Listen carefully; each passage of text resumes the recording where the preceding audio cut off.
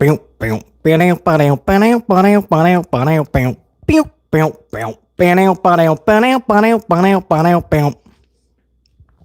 go. Come on, Tube. Let's go live. Come on. Oh, we got some ads popping up. I think we going live. Let's go. BC's got things to do. We got to kick some ass today. Let's go. Here we go. My unit, it's a me, a Mario. Or BC. What's up? D Brown. How you doing? Go Jackets. How you doing? James Shrimp Fajitas. You keep rocking. How you doing? Rob Reverne's up in here, man. Red team. Go. There you go. Rob. Tie. T85. How you doing? James. How you doing? Eric Leno. I got a question for you. How you doing, huh? Dante Jaron 23's up. I got a lot of gold channel member VIP coffee club members up in here, man. I got a lot of VIP members up in here. What up, Godswilla? Chef Rivers sporting the gold card. Malachi, how you doing? Easy. Wesley, how you doing? William F. Welcome back, William F. Victor, Alexander. We could probably do this for an hour, but here we are, man, live on an early, Tuesday morning. Tuesday morning, BC decided to do this live. I got a lot to do today. There's no way I could do a pre-record. I was late on this live stream. There's just a lot of, hold on, let me shut my playback down to a 4 maybe? What do you think, 5? My playback will be at a 5. Hold on, let me make sure that's good. Check. BC in the unit, coming at you. 1 2 1 2. BC in the unit, coming at you. My sound sounds good. If you guys don't mind, I'm gonna shut your playback off. Hold on. I'm gonna take your playback off. How's that sound? And I'm gonna amplify my own playback. So if audio goes off or anything's kind of disturbed, there's a lot of inclement weather as there always is. Make sure you tell BC, man, and I'll try to screw around with the audio. But I'm just gonna amplify my own playback if you don't mind. You guys should be good. Yeah, man, I was late for this stream and I couldn't do a pre-record. There's a lot to do today, so we're going to do this live. I know it's early for a lot of you guys, possibly. It's early. It's the morning for most of us. Most of you will catch this on the replay. Replay unit, still smash that up, man. You still have a chore to do. I don't care if you're a channel member or not. If you're popping up on the live stream, replay or live, get to work. Drop an elbow on that like button, man. Pin, chokehold, whatever. Submit that like button, but make sure you get the victory over that W, or that W over that like, I should say, man.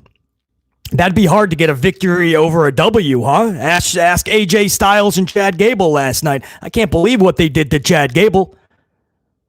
And if you're thinking, but that's good for AJ Styles, beast. No, it's not. We've seen AJ Styles win more matches than he loses for 5 years. You talk about wins, losses, AJ Styles is over 80% most of the time. But you know what? AJ Styles doesn't go anywhere. He doesn't move the needle anymore. They don't book him correctly. They don't book him to feel legit.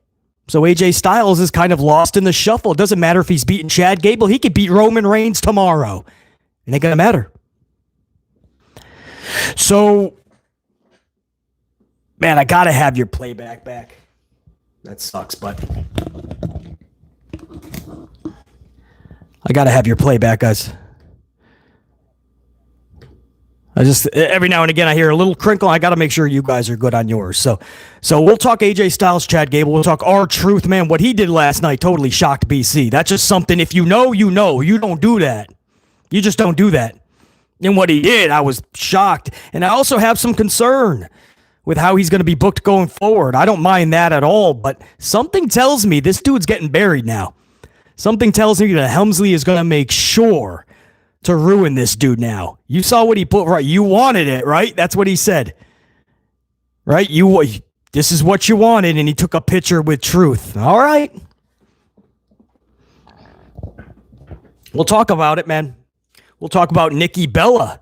They're setting up this tag match. I told you guys they were doing this. Liv Morgan makes no fucking sense. Liv Morgan was getting cheered. You were kind of positioning like she and Dominic were going to go face. A lot of you guys thought that. You were like, BC, I think Liv and Dominic are going face. And then she just did that to Nikki Bella. So either you guys are totally wrong or the company just doesn't care. Hunter doesn't care. Helmsley's just like, well, we can book them both ways. Who cares? Talk about it.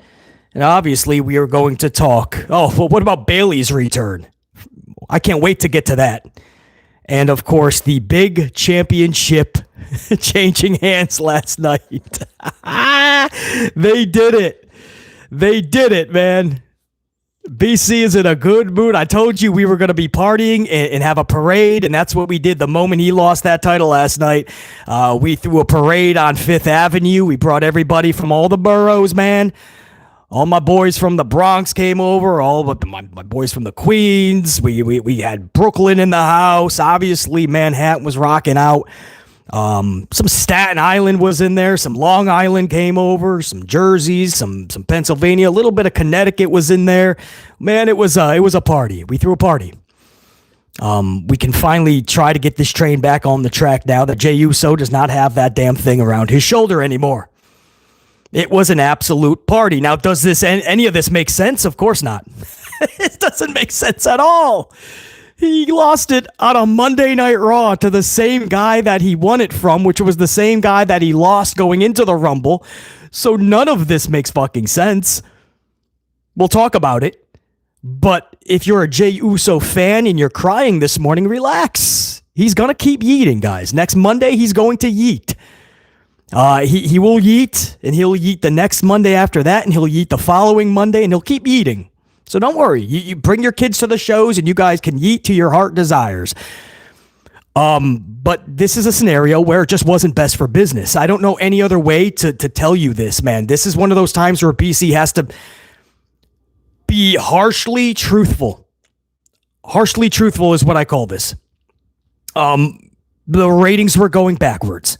I don't know any other way to say that, man. If he's on SmackDown, it wouldn't matter. SmackDown's pulling 1.3s 2 weeks in a row.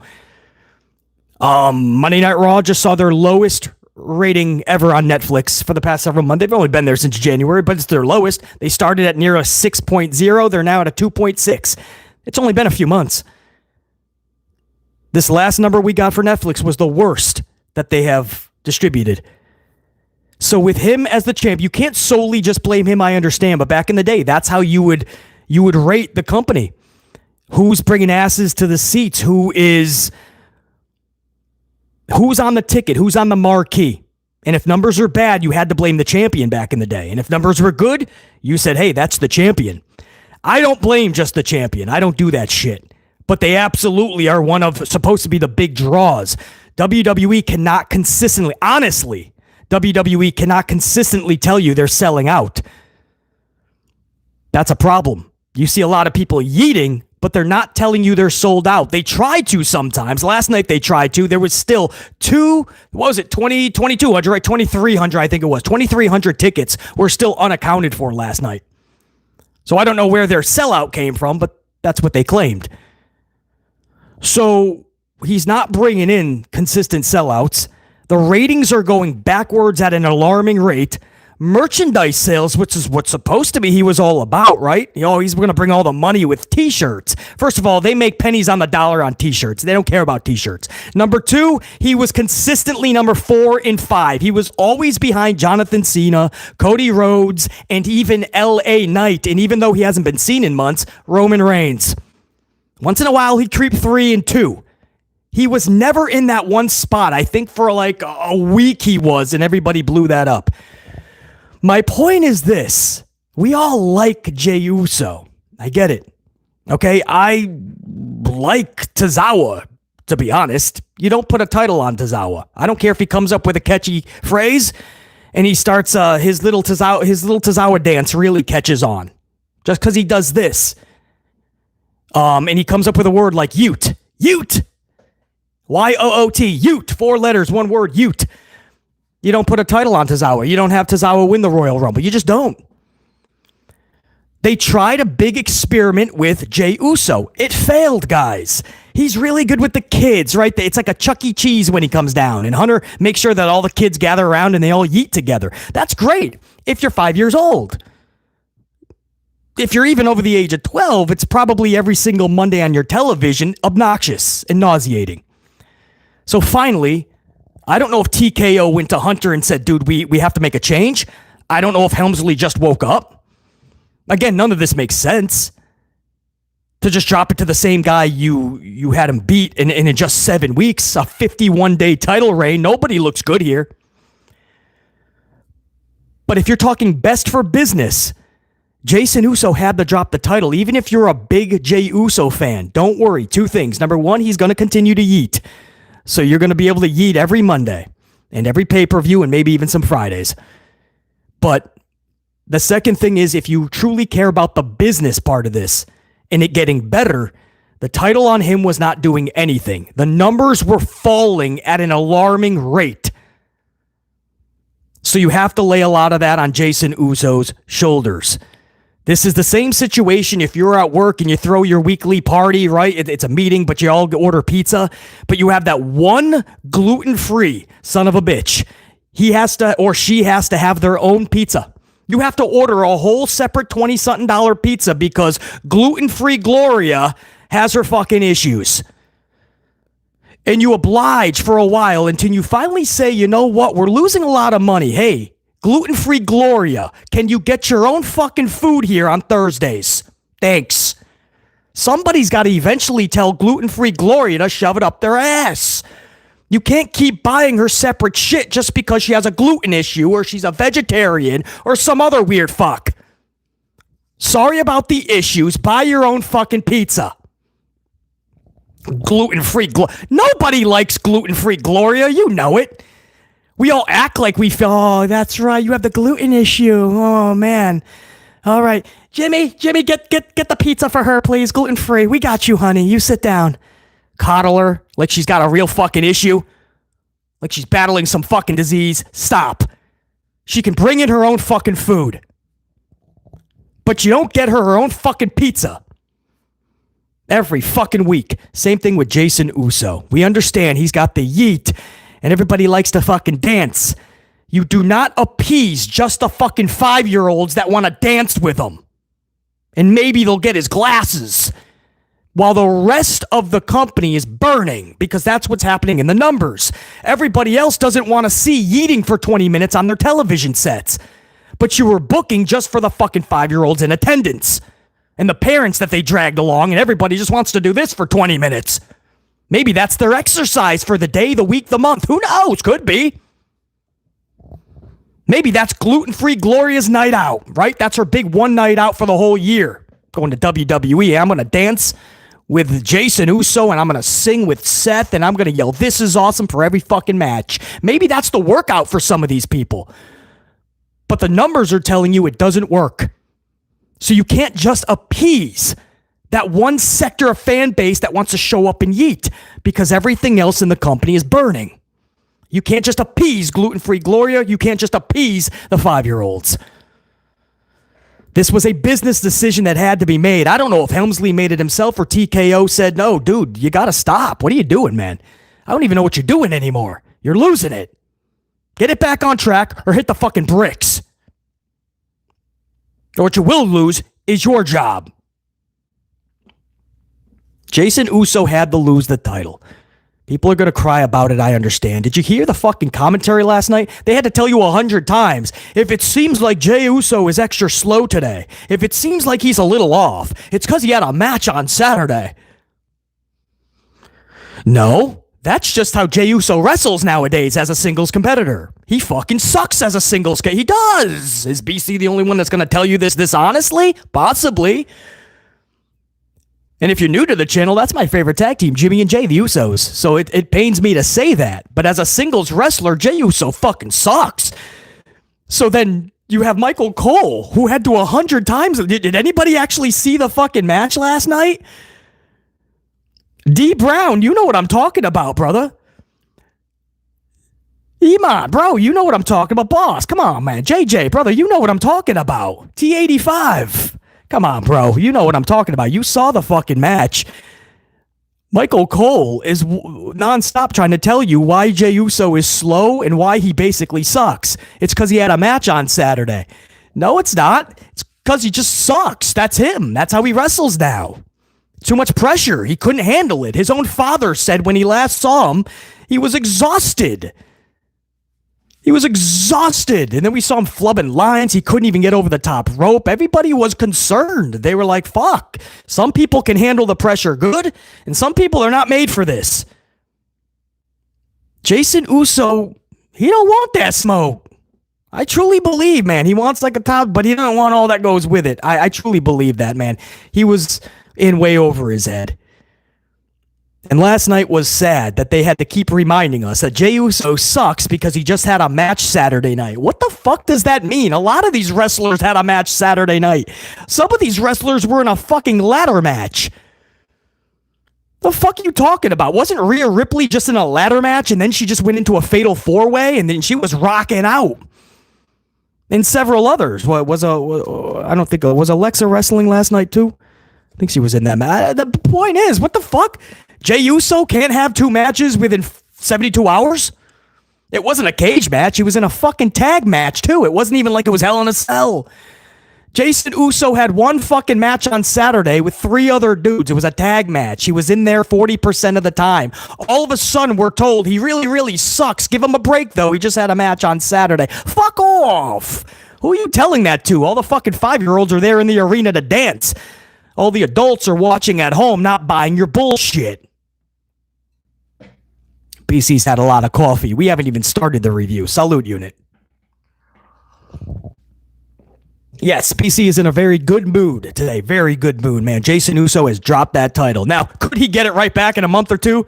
Right? Maybe they want to go back to the drawing board and say, okay, how can we really make this work? How can we bring in more adults to the Jason Uso character? Well, first of all, stop making it look like a Chuck E. Cheese when it comes out, right? Stop surrounding him with just kids and everybody's going, why do you think adult? What happens if like a girlfriend walks in, right? And fucking goes, what are you watching? Sesame Street. Fucking 12 kids and Jey Uso in the middle. Like it's some fucking skit on Sesame Street. It's good once in a while. Okay, you're dancing and yeeting, I get. Okay, right? I still don't know how you explain that. But every single Monday when it's 10 to 20 minutes, guys, it's too much, man. It's gotten old before it began for a lot of us. And I know I'm not the only one. A lot of you guys feel the same way. The numbers are showing you that. People are tuning out because they don't need to see the same thing every week. They don't need to see Jey Uso surround himself with 100 kids and dance. It's weird. Weird. Stephanie had 3 matches within 24 hours, Dante. Exactly correct. What was that? The NXT matchup she had. Then she went into the... she's done that a couple of times, Dante. Stephanie's an absolute machine. But a lot of these wrestlers have wrestled on Money in the Bank and then they wrestled on Raw Monday. None of them they just had a match Saturday, so forgive them if they seem a little slow. I can't even, man. Jey Uso dropped the title. It was shocking. It truly was, because a lot of us thought it was going to go one or two ways. Gunther was going to have Goldberg return on him and cost him the match. Goldberg, he's still coming. If any of you guys think that you dodged this one, you didn't, because Goldberg is still on his way. He's either going to have this match in Atlanta, Saturday night's main event, or Saudi Arabia, or SummerSlam. Choose the 3, but it's one out of the 3. But we thought Goldberg could come back last night, or Seth Rollins was going to do a shock cash-in, because there was rumblings within the walls of WWE that they wanted to take the title off of Jason Uso. I guess they just finally realized it ain't working, and that BC was right the whole time. But we were hearing rumblings, so a lot of people thought Rollins was just going to take it quickly. But I don't think a lot of us had on our bingo card Gunther taking that title on a Monday night, the same guy that Uso beat, and the same guy that he lost to a week before the Rumble. I mean, this whole thing has been so bizarrely, confusingly stupid. If this isn't enough to remove the head of creative, the chief of content, Hunter Helmsley, Paul Nokia, Levesque McMahon, if this isn't enough to remove him, I don't know what more evidence you would need. I mean, this is just bad. This is bad. That all of this, guy, your Royal Rumble this year, your WrestleMania, all of it was for nothing. It was for a 7-week, 51-day title reign. That was the Rumble. And there are people that honestly believe that Pinocchio Levesque McMahon does long-term booking, long-term storytelling. I'm going to ask my unit right now, you give me one story that is electrifying that's been going on for 2 to 3 months. 3 months. Long-term, we're talking, right? The guy's been in charge for over 2 years. Give me one captivating story that's been going on for 3 months. Go ahead, unit. I'll wait. Come on. This isn't just me spewing it anymore. We're live. When we're live, we fucking drop more facts than ever before, than possibly even be imaginable. We're going to drop facts like you wouldn't believe when we're LIVE. I see a lot of nothing. I already know nothing. But let's try to just pull something out of our ass. Go ahead. Throw something at me. Pull something out of your ass. Give me something that's captivating. Long-term storytelling for 3 months. I'm just giving you 3 months. That's long-term, right? A couple of pay-per-views in between. Long-term storytelling. Give me one. You can't even pull something out of your ass, can you? You can't even be like CM Punk, Seth Rollins, Beasley. No, that's not even a story anymore. That's not even a story. There's no what the fuck? I don't remember anything from that. I really don't. I think they brawled 18 times. Roxy and Bayley. Oh, wait. I love that, right? We thought it was going to be when Roxy first got there, and then they just threw it to the wayside. Bayley's not even involved with her. She's not involved there. She's recycling the Liv Morgan storyline with Dominic Mysterio right now. That's what Roxanne's doing. They'll probably drop that in another week. Jacob and Solo. Recycled. It was recycled. I mean, if you want, I'll throw you that tie. At least you thought of. That's what I want, man. Like, let's talk about this. That's recycled. That's the same thing we've seen with all the factions, right? The guy that's second in command has finally had enough with the way they're being treated. So if you want to throw Helmsley that, I'll do it. That's cool, man. If you guys agree that was a big 3 month but 3 months ago that was not part of it though, man. Trust me, that was not the plan. Check out Jacob Fatu 3 months ago. There was no trajectory for that until Helmsley thought I need to come up with something. I'm just going to recycle this. I look at Jacob Fatu, that is a diabolical heel, man. I would not turn this dude a face for fucking 2-3 more years. I don't care what the fans are saying. I'm going to make the fans boo this guy. You don't make Jacob Fatu a face. There's too many faces. You don't need more faces. You got Cody Rhodes. You got Randy Orton coming back. Kevin Owens will eventually come back. Sami Zayn is supposed to be a top face. CM Punk. Jason Uso, they tried their asses off. LA Knight should be the fucking face, but he's not for some reason. Roman Reigns is going to be coming back. You got enough. Who's the fucking diabolical heel? Solo Sikoa? Stop it. What else you guys got for me? Naomi and Jade. Naomi and Jade was good for, that wasn't long, that was a month and a half was their solid shit. I mean, if that's long-term now, 6 weeks, then at least we can all admit we have to lower the bar. But okay, let's say I give you Naomi Jade. Okay. What else? See, I'm fair, man. Like, give me shit. I'm trying to find something that for at least 3 months has just been like, damn, this is so good. Hunter is long-term booking. He's long-term storytelling. You have nothing. I mean, we have to literally think like, oh, Naomi and Jade was good for a month. Jacob Fatu just turned on Solo. Becky and Lyra wasn't, though, Dark Man. It was the best that they've had, unfortunately, on Monday Night Raw. That's telling you something. That's not a story. They were just cutting promos and brawling. I'm not giving Helmsley that. No way, that's not a story to BC, man. You guys know what a story is. Most likely, most of you started watching wrestling with real storylines. You can't just do promos and brawls and say that's a story. There's nothing memorable, man. There's not. I hate to be the bearer of this bad news, but it has to be said. So we have nothing, right, guys? Tiffany and Charlotte Caden thought of. Exactly. That was nothing. That was just weird. Charlotte won the Rumble. They had a couple of promos. They brawled a couple of times. The only thing I could possibly remember from the whole Charlotte-Tiffany bizarre little thing they had to lead up to Mania, the only thing I'll remember is when Charlotte went off script and mentioned Ludwig Kaiser. If she didn't do that, I don't know if I would have remembered any of that, man. So my point is, guys, see how we have to really think. When anybody tries to tell you that Helmsley long-term storytells and long-term books, you can kindly or rudely tell them to sit the fuck down. No, he doesn't. He doesn't know. He doesn't tell stories at all. Once in a while, he'll stumble upon something like maybe a Jade Cargill, Naomi Bianca sitch. But when you have 2 shows and 1 to 2 pay-per-views every single month, this isn't the guy for the job, man. We need somebody who's going to tell fucking stories. I don't know any other way to say that, man. You know, Vince Russo catches so much shit in the community because of what his WCW days and all. Guys, if we had a chance to get Vince Russo over Hunter Hearst Helmsley, I don't care if this is a hot take, it shouldn't be. I will take Vince Russo, snap of a finger, blink of an eye, because he understands the business at least. At this point, I'll even just take bad television over just confusing, redundant, obnoxious, nauseating television.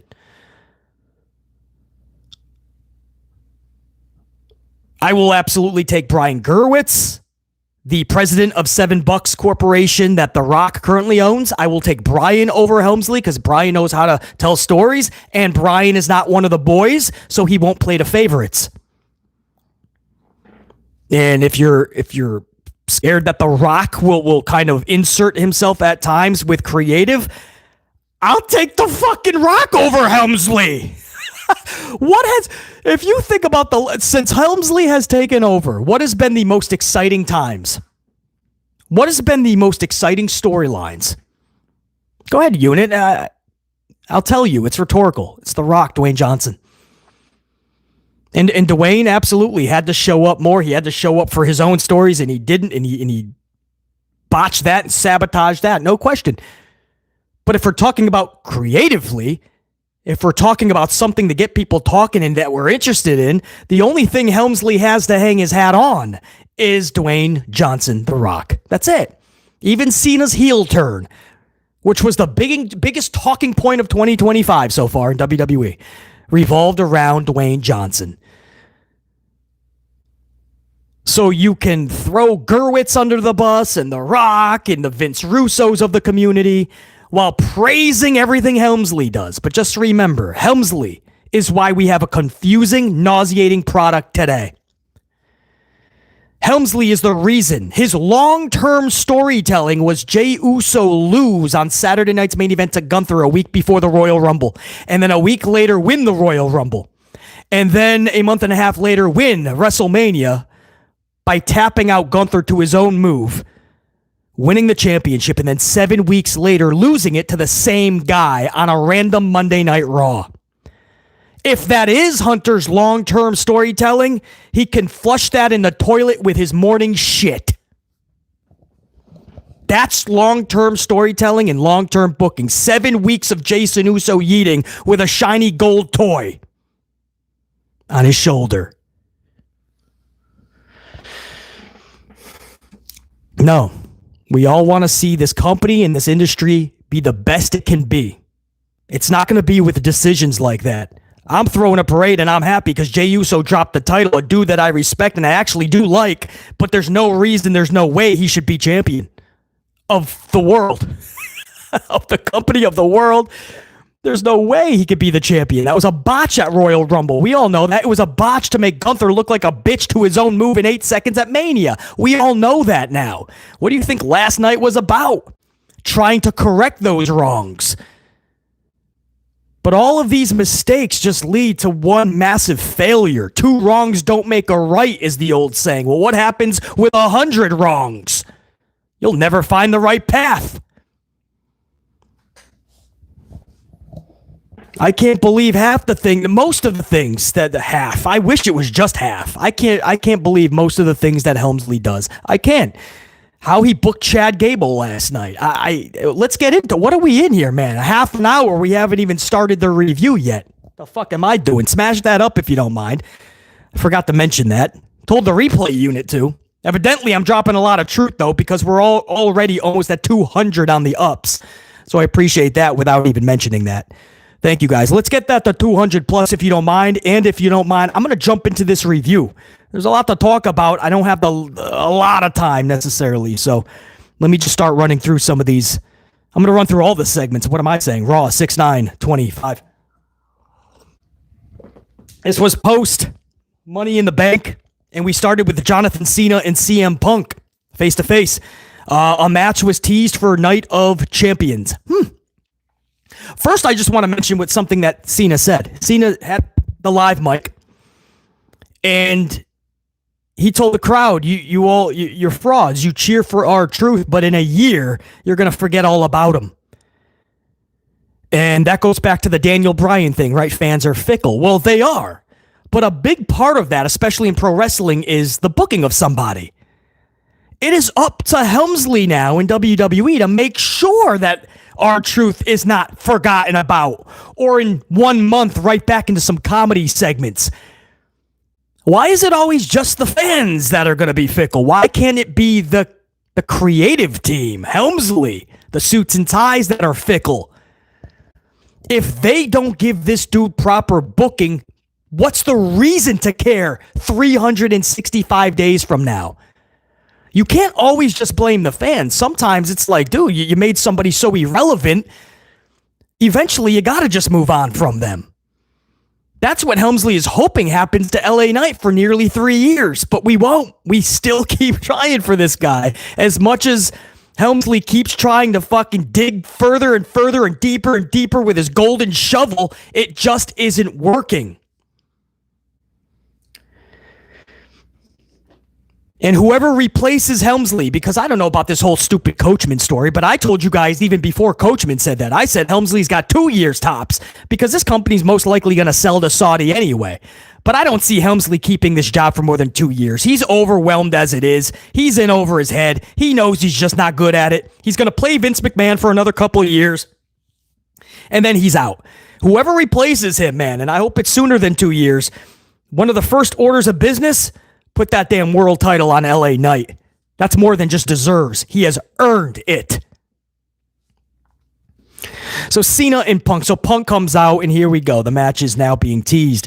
And it's what we all were thinking, man. Night of Champions. Now, this is where CM Punk is going to get hit hard on this one. Do you guys know why? Does anybody know CM Punk's thoughts on Saudi? Does anybody have the exact quote, actually? I know I'm kind of putting you on the spot right now. But CM Punk was up on his high horse while everybody else was going to Saudi. He had some choice words. He wasn't too thrilled about that, and he was basically looking down at all the wrestlers for going over there and collecting a certain type of money. But now that he's in the fold and the money's really good and he knows he's about to get $1 million payday, all of a sudden he's taking that flight over to Saudi. He's taking the flight to Saudi. I don't even think you can put it in the chat, guys. I don't think the tube would allow it. There's certain words the tube doesn't allow, so I don't even think it would go in there. But yeah, he had some choice words. And now Punk is going there. So this adds to the whole hypocritical kind of notion that people look at CM Punk and they just think he contradicts himself. He's hypocritical. He's a fraud. Like all of these things that people have said to Punk especially in the last several years. This isn't going to help matters, man. And I'm glad that he found his smile again, or even if he's acting differently in WWE and being more mature and all of that, that's awesome. But that's definitely not CM Punk. You guys know that. I mean, he's out there on Monday night last night, and he's talking about how he's doing everything for the fans. He's got to get the title for the fans. He's the people's champion now, not The Rock. It's him. And I'm like, who is this CM Punk? But like, I'm glad even if you're acting the part, that's good. But you can't get carried away to where it's not even you anymore. Like, there's probably a lot of fans like BC last night that was like, that's not CM Punk, bro. What are you talking about? CM Punk did not turn into a corporate dork, a corporate geek. He's got to be careful. He's crossing the line to corporate geek now. Like, that's not what made CM Punk special. But he is going to take that flight, guys. Money, everybody's got a price, is what $1 Million Man Ted DiBiase used to say. And they offer the top talents $1 million to go to Saudi. If you guys didn't know that, Goldberg, Roman, Brock Lesnar, all of them, they get $1 million. John Cena, I'm pretty sure Punk is absolutely getting a cool $1 million. So if somebody offered you $1 million to go against your morals, would you? It's an interesting question, because I'm not saying that Punk didn't believe what he was saying when he was looking down and he had that little thing with the Miz and he told Miz to go collect that you-know-what money. But when he's offered $1 million for one flight and one show, 2 flights, you got to come back to. You hope to get back. 2 flights and a show. 2 flights and 1 match. If somebody offered you $1 million to show up to work for one day and you just had to do some travel, $1 million for one weekend, would you guys take it and go against your morals? Maybe. It's $1 million, bro. I'm sure you got some bills to pay. I'm sure you got some credit cards that you got a little bit in debt, right? Maybe $10, $20, $30, $40,000 maybe. You got to pay that shit back. Maybe it's a student loan. Maybe you just bought one too many vacations. Maybe you need that $1 million, man, or could really use it. CM Punk is taking it, man. Larry needs a new dog bed. Larry needs some new organic, right? Some of that good food. The food that's like $80 a bag, right? Larry's got to eat like a fucking king, and that ain't going to happen. AJ Mendez, man. She wants some new jewelry, maybe. It's got to be paid off.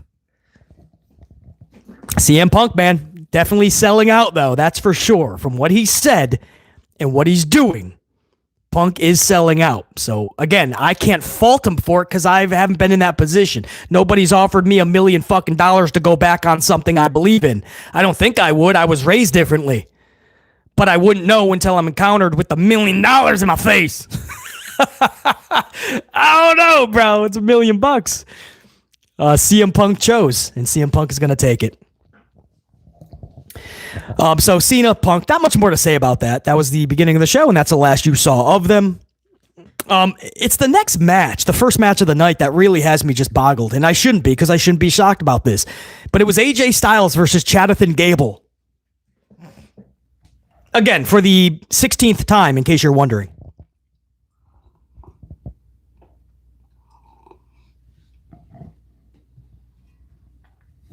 And they had AJ Styles pin Chad Gable via Styles Clash. Now you're thinking on one hand, BC, what's the problem with that, man? It's AJ fucking Styles. You said it yourself, even at his age. What is Styles, guys? Late 40s? I don't think he's 50 yet, is he? Somebody put, I'm just curious. But even at his age, one of the best wrestlers in the world, there's no question about it. So I don't have a problem with him winning a match against anybody. Up front. That's up front. Is it 48? Oh, so he is pushing 50.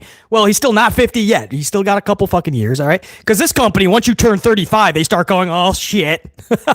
They start to malfunction and short wire when you turn 35 in this company. 48 years old. Thank you, guys. He doesn't even look it, man. Doesn't even look it. He's got more fucking locks than most dudes do at 25, 28. But AJ Styles wins a match. I have no problem with that. One of the best wrestlers in the world. My question is, what the fuck is Pinocchio Levesque McMahon thinking, putting Jonathan Gable in that fucking match just to eat a straight up loss? It looked like they had something going with this guy. I can't stand the whole vanilla latte, macchiato grande character, but is there an end game? And if so, I'll let it play out. So you have this guy at Worlds Collide, you have him losing at Money in the Bank, and you're thinking coming out of Money in the Bank, what was all this about, this grande character? Because it doesn't look like it has a destination. And then you just see Chad Gable having a random fucking wrestling match and just looking up at the lights. And I'm like, how does this help? Because as much as I say Styles is one of the best wrestlers in the world, this is going to really be a hot take, man. Because now you guys are thinking I'm just throwing this around like it's Halloween candy. Chad Gable, whether you want to believe this or not, and I understand the way he's booked doesn't lead you to believe this. Trust me when I dissect pro wrestling, I'm really good at this. Chad Gable is one of the best pro wrestlers on the planet. He just is. And you don't have to agree with it. Relax. Please, I don't know about that, man. He's good, but not when... That's fine. He is. He's one of the greatest professional wrestlers on the fucking planet, man. You don't think that, and that's fine because he's not booked that way. And I totally understand. And most times he's a jobber or forgotten about. Comedy relief. Sound familiar? Chad Gable's a fucking amazing. He's amazing. And I say this not just because of what he can do in the ring, because otherwise we'd be saying... We would be saying nonstop. I got 7 screens up here. We'd be saying nonstop everybody's the greatest wrestler if it's just moves in the ring, right? If it's just moves in the ring, everybody is. Penta's the greatest wrestler in the world. Will Ospreay's the greatest wrestler in the world, and it wouldn't stop. It's what they do on the microphone. It's if they can put a storyline on their back. It's if they can make you believe in every situation they're in, whether it's a comedy segment or a backstage drama segment. When they make you believe in everything, when they can rock a microphone, when they can cut a 4-minute promo or a 14-minute promo, and they can go in there and they could put on a 1-star classic, but it had all the entertainment you could ever desire, or a 5-star matchup with all the cool moves. Chad Gable checks off all the boxes. That's how I dissect. That's why I say I'm one of, if not the best in this community, because my criteria is on a whole nother level. My level, my bar is way up here, and that's not even to be snooty. That's not to on an ego trip. That's where my bar is after decades of watching pro wrestling. I'm not going to lower it for any Paul Nokia. And Chad Gable checks off every fucking box. So this match is nauseating to watch. It is fucking nauseating to watch Chad Gable in a match like this. Again, AJ Styles winning, no problem. That's what he should be doing, winning. But that's part of the problem. This does nothing for nobody. It certainly doesn't do anything for Chad Gable. Gable gets nothing from this, obviously. Another loss to another good wrestler. Doesn't matter if he was a latte, a grande latte, a venti latte, an amplified size latte. Doesn't matter if he's a macchiato or an iced coffee. It doesn't matter what you want to call this guy. Or if you just want to call him Chad Gable. He's looking up at the lights to another good wrestler. That goes in our piggy bank and our subconscious, and we don't forget that shit. Now flip it over to AJ Styles. What does that do for him? Nothing. Nothing. How do we know this, right? BC likes to talk in facts, not just in opinions or my thoughts. I like to talk in facts. How do we know? BC, it just happened 24 hours, not even 12 hours ago, BC. How do you know it does nothing for Styles? Look at the last 5 years. AJ Styles doesn't have a win-loss problem. He is one of the rare pro wrestlers that is not 50-50 booked. Styles is actually 80 to 90% at all times, his win-loss record. Roughly. Sometimes it might fluctuate into the 70s and such, and sometimes it'll go deep into the 90s. He's never had a win-loss record. He always wins his matches, mostly. His problem is they don't put him in anything relevant anymore. They have casted him aside the second he turned 45. You might as well throw him in a fucking grave at that point, according to WWE. They were just like, you're a good hand. You can put on some good wrestling matches. That's all you are, dude. So this does nothing for Styles. He wins another match. You can win every match. If you're not involved in anything that people care about, you're irrelevant. That's the problem, man. So that's why I look at a match like this and I'm like, dude, what was the purpose of this? Just to give the audience a wrestling match that was good? They can go to the local bingo hall and get a great wrestling match every day of the week, twice on Sunday. You don't need to do Chad Gable like that. And how about you put AJ Styles in a storyline? Now, I know what you're going to say. Well, BC, backstage, they did an interview with Styles, and he was talking about how he's tired of being disrespected by like Braun Breaker and Bronson Reed and such. So that's your story? He's going to recycle this thing with Seth Rollins again? And he's going to be in these matches with Breaker and Bronson. And now are they just going to brawl? Talk on the mic a little? Or are we going to get a real storyline?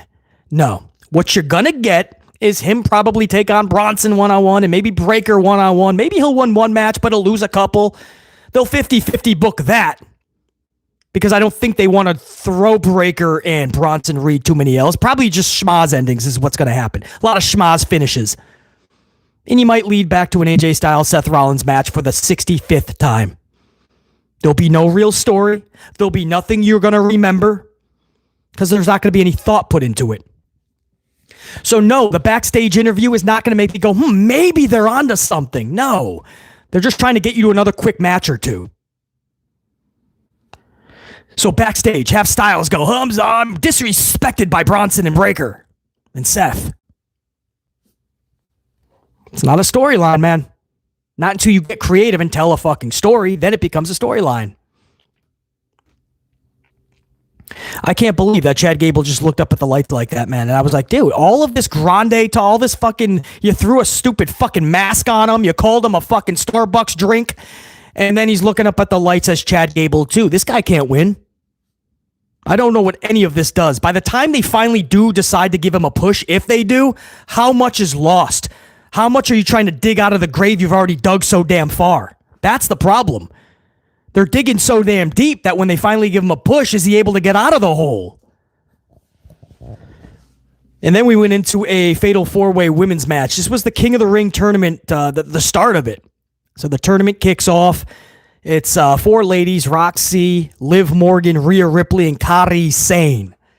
I thought there was a chance they could go with this outcome, and they actually did it.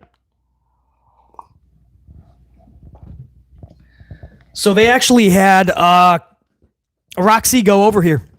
Kairi hits an insane elbow on Liv Morgan, but Roxy capitalizes on it, and Roxy is able to pin Liv Morgan. On the outside, Raquel Rodriguez took out Rhea Ripley. Ripley was about to win, but Raquel took her out. So they brawled. That led to the insane elbow. Kairi just hits that. Randy Savage would be so proud, man. Because for years he saw CM Punk try to hit that top rope elbow, and it's so sad. It really is sad. But at least he tries. And then you see Kairi, and you would think it's Macho Man's kid. It's just so beautiful. She hit a double insane elbow to Raquel and Rhea from the top all the way to the outside. That's what knocked them out originally. Then she went to the top, took out Liv Morgan, and then was capitalized by Roxy. But they went Roxanne Perez, man. So maybe there's something there. I don't know. The Judgment Day is weird because it's recycled. They're just doing the whole Rhea Ripley, Liv Morgan thing again. But if they can have Roxanne stand on her own in victories like that, I'm telling you, man. I've always, if you're new to the channel, I'm so high on Roxanne Perez, man. Roxy is what we call her. If you know, you know, and it's always going to be Roxy to us. Yeah, I don't care about her size or anything. She is dynamite. She's a firecracker, man, and there's so many good matches for her ahead. I don't mind this at all. I don't know if she's going to be King Perez, to be honest with you. I don't think they're going to go that route, but it's a big W. And it wasn't the end. If you love Liv Morgan and you were like, this is a stupid call, it should have been Liv. They have different plans for Liv, and we're going to go over them when we start the third hour. You're not going to believe this. But we went into hour number 2 after Roxanne took that big W and is going forward in the King of the Ring tournament. This was Becky Lynch and Lyra and Bayley. Where do I even fucking begin? So Becky Lynch comes out. Little LOL moment here, man. Becky's like, what? No, you deserve it chance? I thought that was funny, right?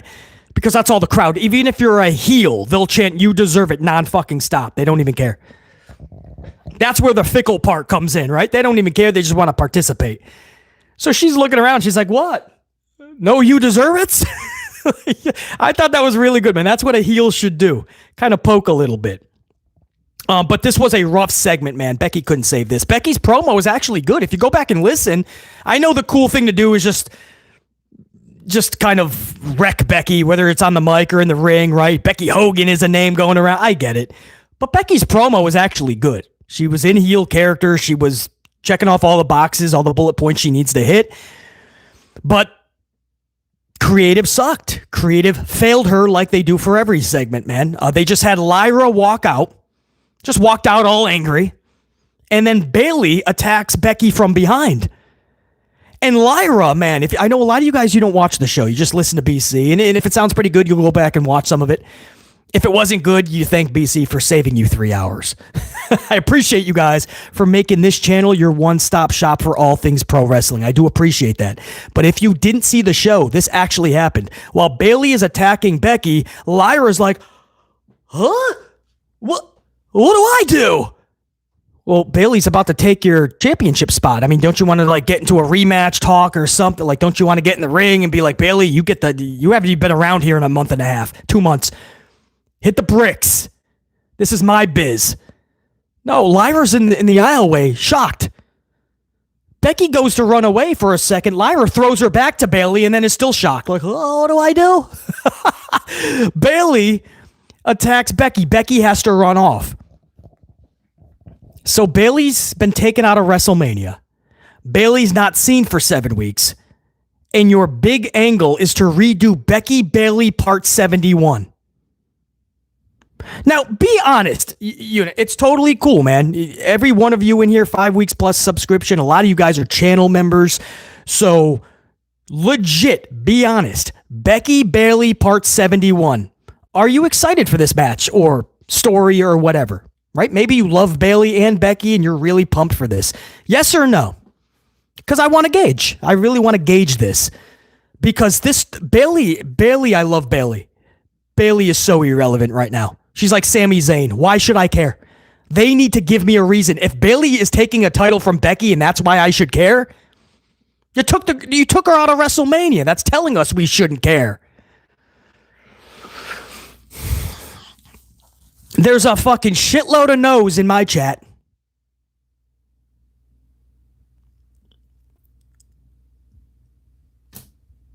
And this is a microcosm of the grander picture, man.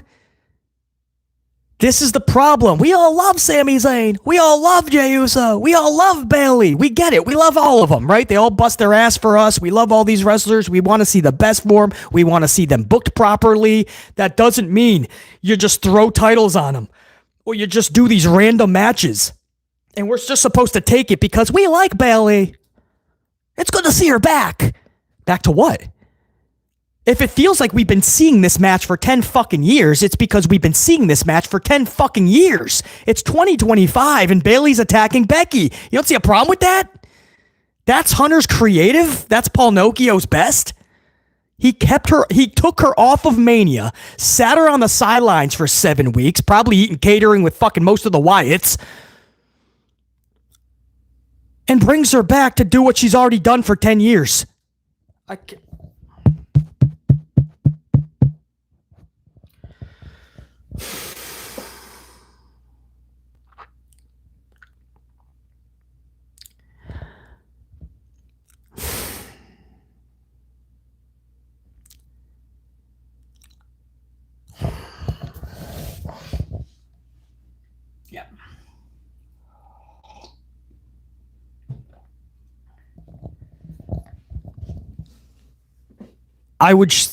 I would say make it make sense. But we're way past that. We're past that.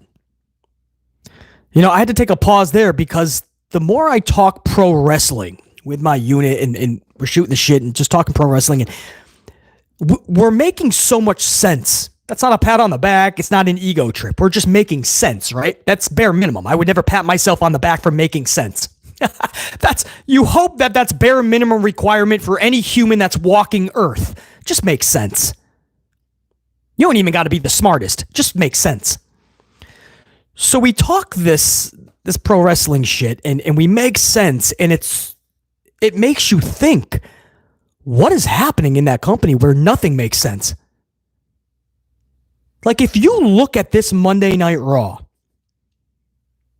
and it had moments, right? Nikki Bella came back. Whoa, a new champion. And CM Punk and Cena. But when you look back at it, nothing makes sense. Chad Gable's looking up at the lights to AJ Styles. Why? Why would you do that? What's the... Bayley came back after all of this time off just to attack Becky. Why? That's it? That's the best? A Rumble victory and a WrestleMania Championship victory. And Uso loses it in 7 weeks on a Monday Night Raw in 51 days. Is that the best? Does that make the most sense? Or any sense?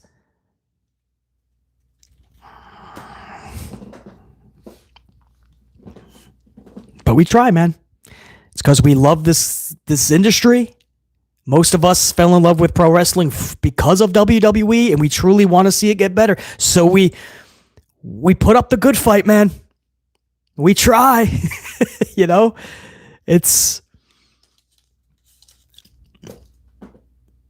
man. I don't know, man. I don't know. That was a segment. Bayley came back. And I know I'm supposed to say it was so good to see Bayley, and wow, she could get the IC title. So fucking what? So what? What does that mean? What does that do? Is that going to make her really interesting again? Is that going to put her in better match? I don't understand.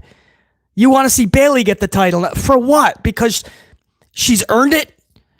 BC, she's so good. She's earned it. She's been a good soldier. She was taken off of Mania. They got to put a title on her.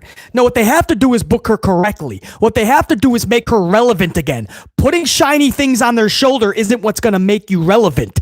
The title isn't going to make the dude or the gal. The dude or the gal's got to make the title. So which means the dude or the gal has to be made before the title is even on them. That's Pro Wrestling 101. I shouldn't have to tell Paul Nokia this. He should already know this. He supposedly learned from the genius himself, Vincent Kennedy McMahon. So why he's acting like the idiot that he's acting like now, I have no idea. Or maybe he just never had any semblance of this wrestling thing. I was about to say maybe he's just one of the boys, but he wasn't even, because most of the wrestlers couldn't stand Helmsley when he was in that locker room. Most of them do not have flattering stories, unless you were in something called a clique. And all that was him kissing the ass of all the cool kids.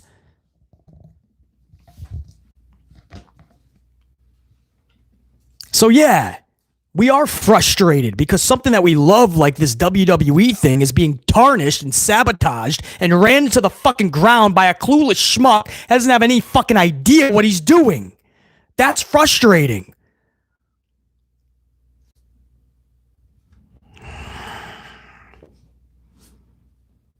Anyway, we go into, we're already into hour number 2 at this point. R-Truth pops up out of nowhere. R-Truth pops up, jumps up on the commentary table. I'm like, oh shit, we doing this now?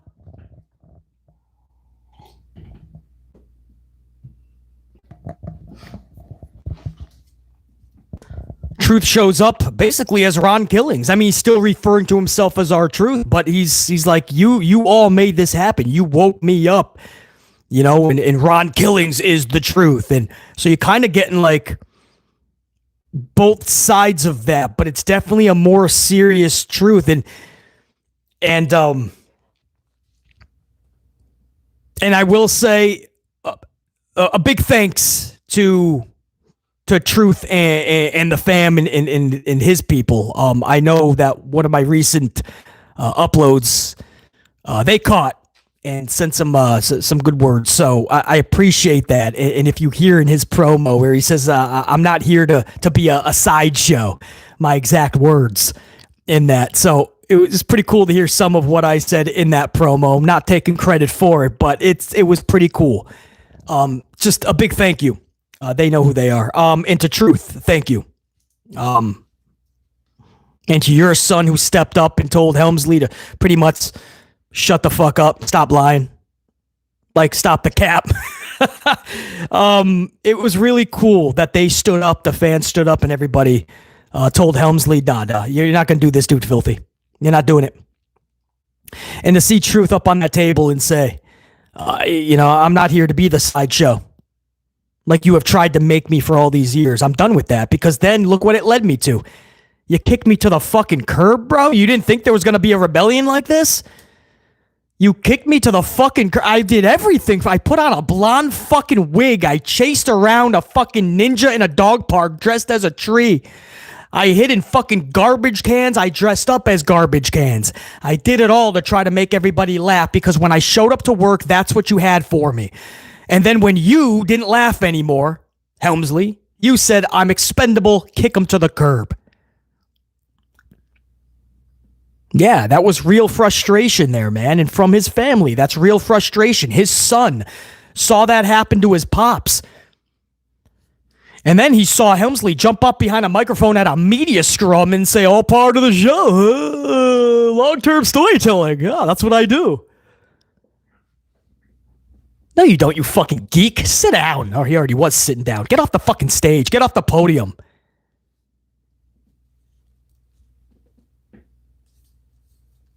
Throwing truth under the bus is what you're doing when you say that. Oh, it's all part of the storyline. Well, now you're making Truth, who had a heartfelt message when he said, I just got released. Which it was just his contract not being re-signed, but Truth was to Truth, it was losing his job. And Helmsley's going to throw him under the bus like that, man. Oh, part of the show, man. Yeah, he played it off good, didn't he?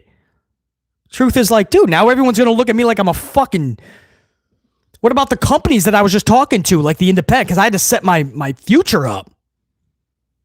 They're going to think this is a fucking... No, you're not going to do that to me. I'm glad that he stood up for himself, man. You can't let that happen.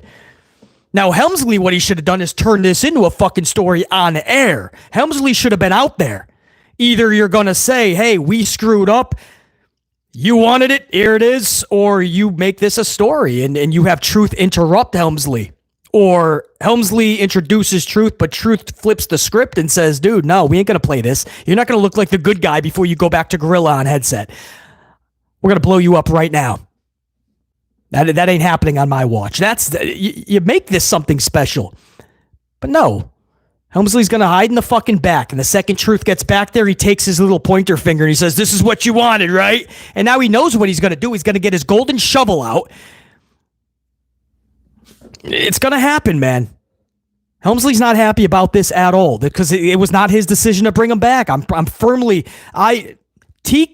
went to Nick Khan. That's the story even. That's not even BC just knowing this, just from common sense. The story goes, Nick Khan is the one who had to literally get Truth back. He did not want to talk to Helmsley. So by now, Helmsley has had his talks, right? That's what he does. He's good at bullshitting you. He's a good car salesman. Helmsley is really good face-to-face. He can play the Papa H character and really make you believe in his words. And, hey, listen, I got your best interest in mind. And the second you turn your back, good luck, man. Good luck. Because that's when he really goes to work. Douche shit. Straight up douche. Anyway, Truth jumps up on the commentary table and he says, I'm done being the sideshow. Ron Killings woke up. And then he did something wild, man. He took scissors out. Now everybody's thinking Ricochet's going to come out of nowhere, right? They're going to have a scissor fight. I'm just kidding. If anybody watches AEW, you know what I'm talking about. If you don't, you have no idea what I'm talking about. Ricochet? Where's he at? He's got this substitute teacher gimmick in AEW with his scissors. That's a long story. Anyway, so he takes out the scissors and he just starts cutting his fucking dreads. Sorry, what? You don't do that. That's something you don't do, you don't see. He cut the whole crowd. It was more shocking than Uso losing his title. A lot of you guys don't watch the show, I understand. So trust me when I say this. The crowd was shocked. Holy shit chants broke out. Jaws dropped. BC literally, audibly, I was like, whoa. I couldn't believe he did it. Just cut he cut what made R-Truth for sure. So whatever Ron Killings is about to be, it ain't gonna be the semblance of what R-Truth was. It was wild, man. That was the biggest shocking moment of the night easily, man. The whole crowd was like, whoa. And I know, right? If you didn't see the show, you're like, BC, it couldn't have been that, man. He cut his hair. It can't be that big, BC. No, it was huge, guys. It was R-Truth. And then in a second, it ain't R-Truth. But the best part, that was the most shocking. The best part was right at the end. Because when he looked right at that camera, it wasn't to us. He already told all of us, thank you. We made this happen. The coolest part was when he looked right into the camera. And he says, the name is Ron Killings. Put some damn respect on my name. Two things I said in my uploads about the R-Truth uploads. Two things that I really drove home, right? I really drove this. I said, he He's a sideshow act. That's what they made him, and it's bullshit. And I said many times, put respect on this dude's name. Where is the respect? And I am so glad that Truth took those and really amplified them in this promo. It's the best way you could have ended that. Put some respect on everything this dude has done. Everything he's done that you asked him to do with is absolutely asinine, which made him a circus sideshow. And then you kick him to the fucking curb, and then you crawl back because everybody told you made a big mistake. So he's saying, now can I finally get some fucking respect? What a concept. That was awesome. It was awesome. And now it's a waiting game. Now we all see, man. Now we all have to take a step back and see how they book this dude. Balls in Helmsley's court. This could be really awesome, or this could be very, very sad real quick. Like, R-Truth in a week could just be like, this isn't, something's not, I don't know about this. Or this could be, it's about, you got to book this dude differently. Just don't put him in random matches, right? I don't want to see like AJ Styles versus Chad Gable last night. I don't want to see that shit. There has to be purpose. Everything Truth does has to have purpose. I would really like to see a story ignite with Helmsley. If Helmsley really wants to take one for the team, admit his faults and failure on this, put yourself in it, man. Get Truth over to that next level by doing it over you. He doesn't like that. Oh, Helmsley hates that, bro. His MO is bringing you into the company just to make you look like an idiot. Ask Sting all about that. Ask Booker T how his run got railroad. You guys understand Booker T was on his way to being one of the top stars in WWE history, like face-wise. Do you know who crushed that backstage behind the scenes and in the ring eventually? Helmsley. Dirty shit was going on in Vince's office with Helmsley filling his ear. And then in the ring, we all know what happened. It's fucked up. There's a whole laundry list of individuals, but... So you hope that Helmsley does the right thing now. But, it's Helmsley. It's Paul Nokia. He has himself in his best interest. That's it. He's vindictive. He's petty. We made him do something he didn't want to do. Bring back R-Truth. I just don't know how this is going to go, man. But I hope I'm the best. You know, I don't want to start thinking not in a positive way with R-Truth. You know, we got what we got now. He's back. I thought that was a good promo. Now it's, you know, is he just going to be wrestling matches starting in a week? What's going to set him apart? This is where booking now has to do the right thing. We'll see. I don't want to spend a whole nother hour on that, but it did deserve some time because that was a huge part of the show. Then we went into the men's. Oh, hold on. By the way, I got to give a shout out over to Caden Crawford, Gold Team membership. Caden, salute. I don't know if you're still up in the chat, but let me give you a proper salute. Dunkin' Extra Extra is what we're drinking, guys. No Folgers right now. We had a Folgers earlier. 2 of them, actually. Caden, welcome. A lot of channel membership content, guys. Live streams, a lot of them go right over to the membership. And a lot of content goes right to membership for hours and overnight uploads. And then everybody else gets them the next day. So, Caden, thank you. Thank you, Caden. Caden's still up in the chat. Thank you, Caden. Appreciate you. Where was I? Oh, the Fatal 4-Way, the men. Sami Zayn, Penta, Dirty Mysterio. That's right, Dirty Mysterio. Poor Ray. Ray's like, you can't call him Dirty Mysterio. People are going to think you're talking about me. No, don't worry. We know who we're talking about. And who else was it? Braun Breaker. King of the Ring tournament match for the dudes. LA Knight takes out Breaker. Cool to see LA Knight, man. You know, he was done filthy at Money in the Bank. We all know that. He comes out, drops Braun Breaker. Took him out, too. That was a badass. That was a badass. What the fuck is that? Why am I drawing a blank? Why am I thinking LDF? That's not, no, it's not a group. What is his finisher, man? BTF. Blunt force trauma. BFT. BFT. Why? I don't know why I drew a blank, man. BFT. Thank you. I was thinking LDF, like the whole group is going to come out.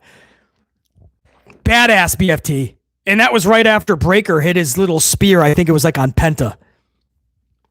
But anyway, you have LA Knight take out Breaker, and Sami Zayn pins Dirty Mysterio with the haluva kick. So, there you go, man. Sami Zayn moves on. Who wins this thing? I'm being serious, guys. Like, I don't... They have a mystery guy that's going to be in this tournament. He hasn't been announced yet. Wouldn't that be funny if they like threw Jey Uso in there to be the mystery guy? So he has to earn his, and then he gets it back at SummerSlam. Are they going to chuck Goldberg in there, right? Is Roman Reigns going to wind up as this mystery guy? Is LA Knight already in it, or is he going to be put in it as the mystery guy? Or are they just going to put King of the Ring as Samuel Zayn, and Sami Zayn goes for the title at SummerSlam? But who wins this? I'm being serious. I haven't even given it any thought yet. Tournament just started last night. My mind's been on Money in the Bank the whole weekend. So I haven't even thought of... Yeah, Dragunov would be good. I don't know if he's ready for a comeback yet, is he? I don't think Helmsley would book him like that. I mean, you saw how he was booked when he was able and healthy and ready to rock. I don't know if Helmsley wants to give Dragunov any spunk, man. Cody. Cody's the champion. He doesn't have to be in this because the winner gets a championship matchup. Why are you guys saying is Cody in the tournament? I don't understand. Cody isn't the champ. What am I saying, bro? Jonathan Cena is. So Cody would, or I see what you're, that's so Anthony. Boo. Boo. No way, bro. I mean, you guys are probably right. Oh, I just need to see a story for Cody to get his title. If he gets his title back, I don't need to see that right now, but just give me a story. I don't need to see this guy win a tournament, dude. Cody doesn't need to win that's a spot that you give somebody else, and then you have proper booking along the way and after the fact. Cody does not need a tournament victory. You guys know that. I don't know why I still thought Cody had a title. John Cena has it. Yeah, that's another thing, by the way. Let's make a heel Money in the Bank winner, and then switch the only face world champion we have to a heel. So now you have two heels as champions, and then you have a heel Money in the Bank winner. That makes sense. Joe Hendry, yeah, the way that he's booked. You talk about a comedy sideshow. I think Helmsley's just going to book this dude like that. I don't know. Is it just Cody? That's the only thing, right? It could be Sami. Yeah, Sami wasn't all for the Saudi thing either, but I think Sami goes to Saudi now. Wasn't he there last time? Is LA Knight in this? Tell me that. Somebody in the chat. I'm on a 10-second delay, and I'm all apologies for kind of pausing the timeout, but I need to know if LA Knight is in this thing. Because that's what everybody was saying. Oh, he didn't win the Money in the Bank, but don't worry, guys. He's going to win King of the Ring. But that's a consolation prize. LA Knight should have won the briefcase because that makes sense. He's a face. That's going to be a loud reaction every time he teases it. When he finally does cash in, the roof is going to just be taken off of the place. But instead, they put it on Seth, who we've already seen this before. He's a heel. We're going to get boring promos. Right. In fact, I didn't even mention this. That first part of the night when Punk and Cena had their little thing to set up Night of Champions, that segment ended with Seth Rollins just going to the top of the ramp and holding up his briefcase. And then the segment went to commercial. That's what I mean. You're going to get some lame-ass booking with Rollins in that briefcase. That should have went to LA Knight. King of the... What are you going to put a crown on LA Knight? Sponsored by Burger King. You're going to have his scepter. Sponsored by Capri Sun. A big old cape. He's going to have his robe sponsored by Morgan & Morgan in 7-Eleven. A King of the Ring. Stop it. That's a consolation prize. Is he even in it, you guys? You're saying yes, he is. So he is in it. So, but I wouldn't be shocked if they give mediocre Sami Zayn, and I know we all like Sami. I do too. But he doesn't make you feel anything, man. Sami Zayn looks like he just literally got off his Home Depot shift. Just made it to the arena to have a wrestling match. There's nothing larger than life about Sami Zayn. There's nothing he's done in the last 2 years that's been relevant ever since the Bloodline thing that Vince McMahon and Paul Heyman were working on. Because fucking Paul Nokia doesn't have a fucking clue what to do with the Bloodline or anybody.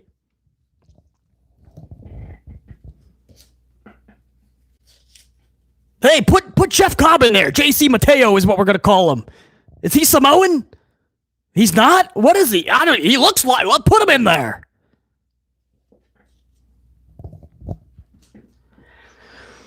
So I wouldn't be shocked if they give this to Sami Zayn, and then we're all supposed to go, oh my God, Sami Zayn's going to win the title. Who? You went from Jason fucking Uso to Sami Zayn.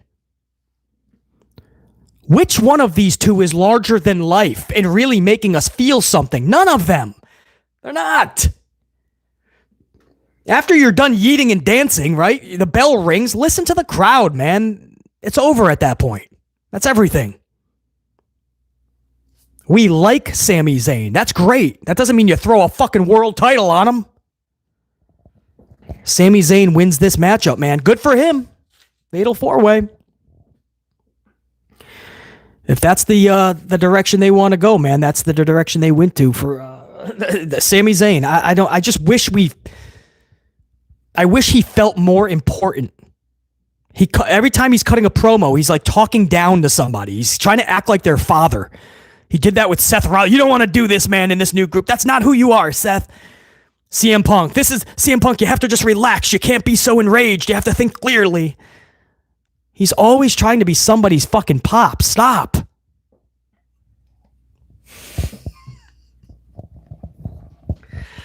Oh, man. And then you went into basically hour 3, right? Nikki Bella returned to the company. Nikki Bella promo promoting Evolution. Liv Morgan would storm the ring, and this was a good back and forth. Liv says, I know why you didn't mention me with all the rest, because you are jealous of me. Liv Morgan tells Nikki Bella, I have respect, I have a title, and I have a man. Bella responds, you do have a man. I'm just trying to figure out who he belongs to. That got a good ooh out of the crowd. And then Bella is subsequently hit with an oblivion, and she took that right on the dome piece, man. So she took that like a champ. She's been out of the game for a minute, but Nikki Bella still has it. And I've always given Nikki Bella credit because when they first jumped into the scene, you didn't look at them as wrestlers, and then they became wrestlers, and they took a lot of heat from people, all of us, because it was like, what are you doing? Like, what are the Bellas? But Nikki took this shit serious, and she started to train extra, and she started to get better and better, so that when they put a title on her, I was like more than okay with it. I'm like, she can carry shit. So I've been happy with Nikki Bella, man. So to see her back, and if she wants to be a part of Evolution, no, I'm not going to rant, rave, bitch, and complain about this, guys. I'm not. I know a lot of you thought I was. I'm not gonna. And I already see where this is leading to. Tag title match. Liv Morgan, Raquel Rodriguez versus Nikki and Brie Bella. Tag titles. I'm not shitting on this at all. There's no tag division. Liv and Raquel are holding titles that I have to remind myself who is even holding them. They don't have tag matches. Nobody cares about the tag division because there is none. So if you think we're also supposed to just start ranting and raving because the Bellas want to have a tag match, not only am I okay with that, I'm okay if they want to win the fucking tag titles. Maybe they can start a division finally. So when they lose the titles, it's to a tag team where we give a fuck. I don't care. Guys, there's so many things that this company needs to fix. If you think I'm going to complain about the Bellas having a tag title match, I'm not. It might be one of the only fucking entertaining things from WWE for all 3 of those shows come July 12th and 13th. No, I'm not going to flip out. I know a lot of you guys are fucking cringing at the thought of it, and I understand that. But don't think that I'm ripping this apart. I'm not. I don't mind this at all. Liv and Raquel walking around tag titles does nothing for me. The company doesn't know what to do with that situation anyway. There's no tag division. The only tag team that you had, you got rid of. Kaden, Carter, and Katana Chance. That was the only legit tag team you have. Who else do you have? I'm being serious, guys, because maybe there's another one or two.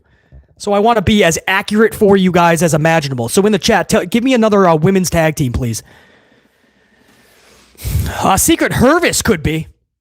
Secret Hervis, you could make that a tag team, but they don't. They just make them hench ladies, kind of like Braun Breaker and Bronson Reed for Seth. Those are just the henchmen or hench ladies for Chelsea Green. Yeah, Damage Control is done, though. So just putting the Kyrie with Asuka again is the same old redundancy because you don't want to get creative. Let's put the Japanese girl with the Japanese girl. So every time they get somebody who speaks a lick of fucking Spanish, they want to throw them into an LDF or an LWO, even if it's the group is going nowhere. So the more people you add in, it's just going to sink the ship. I don't give a fuck if they're both Japanese. Stop. You put them together for 1,000 times, it doesn't fucking work. Do something. Fatal Attraction, yes.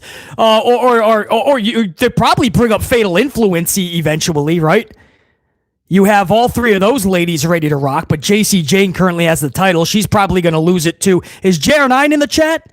JR9. Who's JC losing it to? Is it Jordan Grace?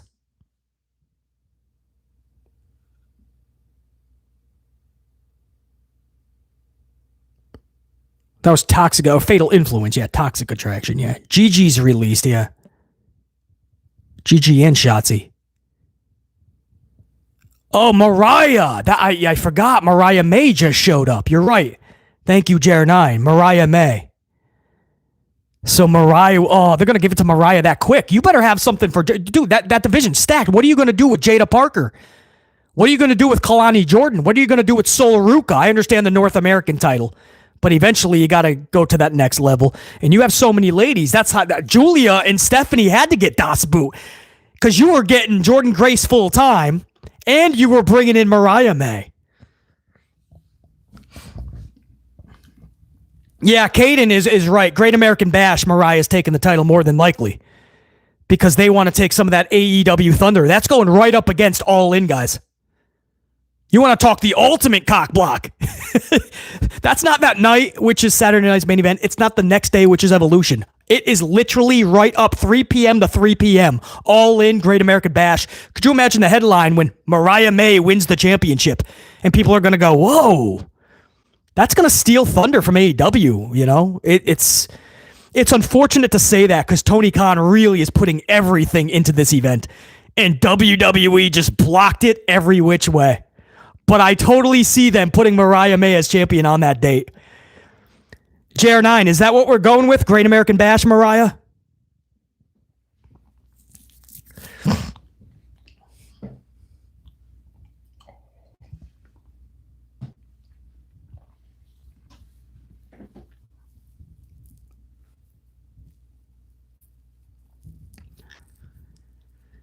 Yeah, absolutely, Caden. I could not agree more. Shame as JC just got it. Yeah, but JR9's a big JC fan, but JC, that came out of nowhere, bro. Build JC up to be believable, to win a championship out of nowhere. Like, if you're not a fan of Jay-Z, we have to believe that. And I like JC, by the way, but when I heard that, I was like, you gotta be kidding me. There's no fucking way, man. And then you come to the conclusion you feel bad for her because she's a stepping stone champion. They just had to get Stephanie over to the main roster as quick as possible. They needed a stepping stone champ. They said, JC, get in here. At least JC gets a little bit of a rub for a moment in time. But the whole point of this conversation was what tag teams do you have for females? You don't have any. You have the Secret Hervis, and they're not even booked as a tag team. You don't have anybody. Again, when Asuka comes back, he'll probably do the Japanese lady with the Japanese lady, and we'll make the Kabuki Warriors again. Because that worked the first 3 times. No, it didn't. They have nobody. You ditched the one tag team that took this shit serious and was getting better and better. Carter and Chance. Liv and Raquel as tag title holders. What is it doing? Nothing. So if people are going to cry that the Bellas are coming back, I don't know what to tell you, man. There's other things in this company to be much more alarmed about. So I don't mind this segment at all. Nikki took that oblivion like a rock star. Now, what I don't like is the fact that it's just more confusing for your audience. Liv Morgan was looking more like a face recently, right? Backstage, Roxanne's taking her spot. Maybe her man. But I think more linked up with Finn Balor, so I think Dominic would stick with Liv. But the point is that Liv was getting a lot of adulation. The fans' reaction to her was positive. And then all of a sudden, she played the ultimate heel in this segment. So again, you're just confusing your audience. You're diminishing the recognition and the reception that Nikki Bella could be getting. That's what I don't like about how they did this. But don't I say that all the time? Nikki Bella, it was good to see her though, man. She is still so fucking beautiful, man. Didn't Liv say, like, at least I got a man or something like that? Because Nikki just went through a divorce. That's gotta be odd, right? She was in the same building that John Cena was in last night. You know, just them crossing by, you know. hey. I always thought that when Mickey James and John Cena would have crossed by because they had a little bit of a fling. That's when Mickey James was with the Spirit Squad. Who was that guy that Mickey was with? Kenny Dykstra? Is that his name? Kenny was good. I thought Kenny was going to be something huge in this business. And John Cena just, I guess, didn't like him for obvious reasons. They were banging the same girl. But I always thought that was odd when John Cena would dump the girl or they would break up and then see John Cena. That was always odd. Yeah, Cena and Mickey James. But anyway, man, that was just interesting because Cena, that was one of his dates last night. And then Nikki Bella came back last night. That's interesting. And then we had a WrestleMania 42 commercial, Vegas commercial. So they made it official this past weekend at Money in the Bank. And the commercial was played last night. Paul Nokia Levesque McMahon was the star of this commercial. Are you surprised? Guys, this dude is on a stadium roof. 18 lights, 12 cameras, 3 drones. Do you know how long this takes? Not just one overnight. This may have taken a couple of nights to shoot. And that's what Helmsley is spending his time on.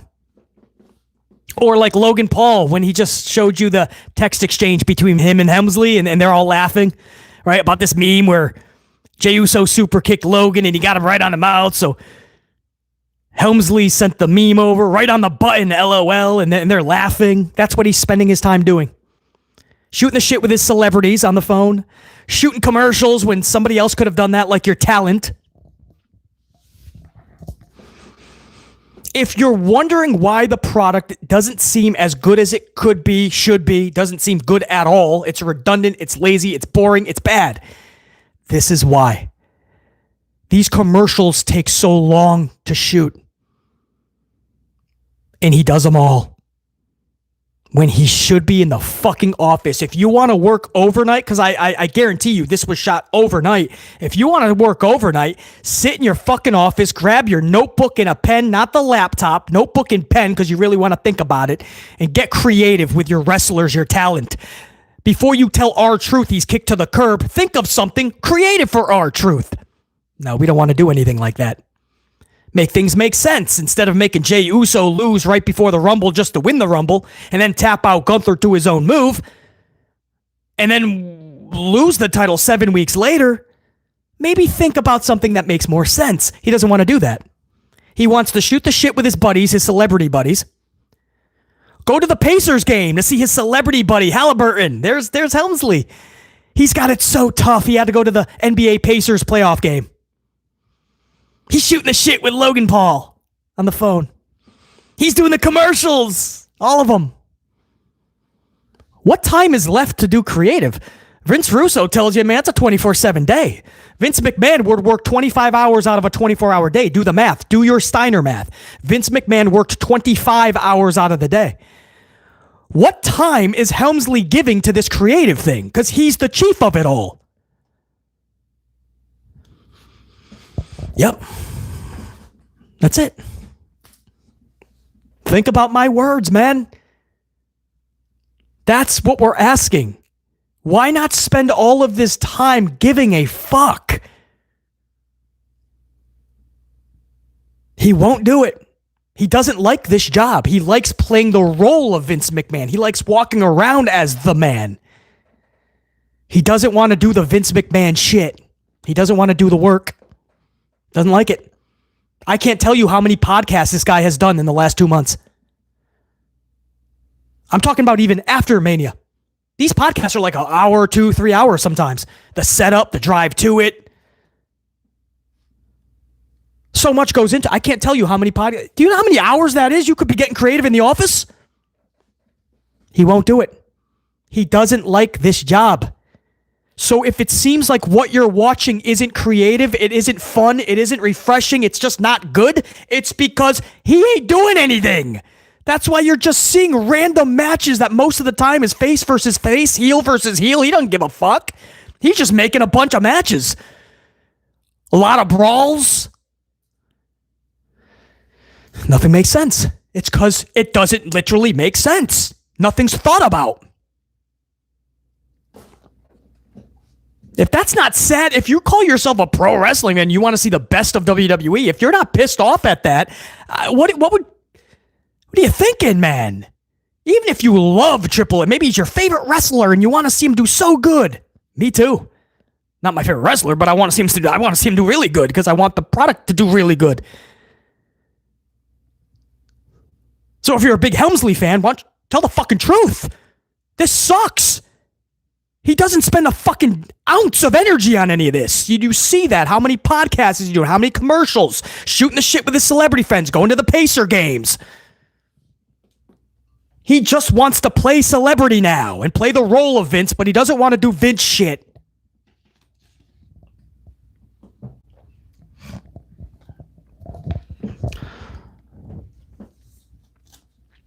I am fucking awesome. You know that? I am awesome. Marie, thank you. I'll give myself some fucking banger bombs. I am fucking awesome. You don't hear that type of fucking truth there anywhere. For any fucking category, any entertainment, anything. Nobody's that fucking truthful. That's what you're going to get on this fucking channel. Because we have one mission, and that is just make this shit great again. There's Helmsley in a 5-minute commercial on top of a fucking stadium roof. Massive production. And I love how sarcastically, I love how the commercial starts. Last year, we broke all the records. We shattered the ceiling of records. Business boomed higher than any boomage period we've ever boomed before. And now, we're gonna do it again. How is that fun for... Why would we care about that? What are you talking about? That's your selling point to start the commercial? You broke all these records and business is booming. That's why we're doing all these releases, and that's why we had to shed contracts. Business is booming. Why would you tell your audience that? What does that have to fucking do with us showing up to Vegas?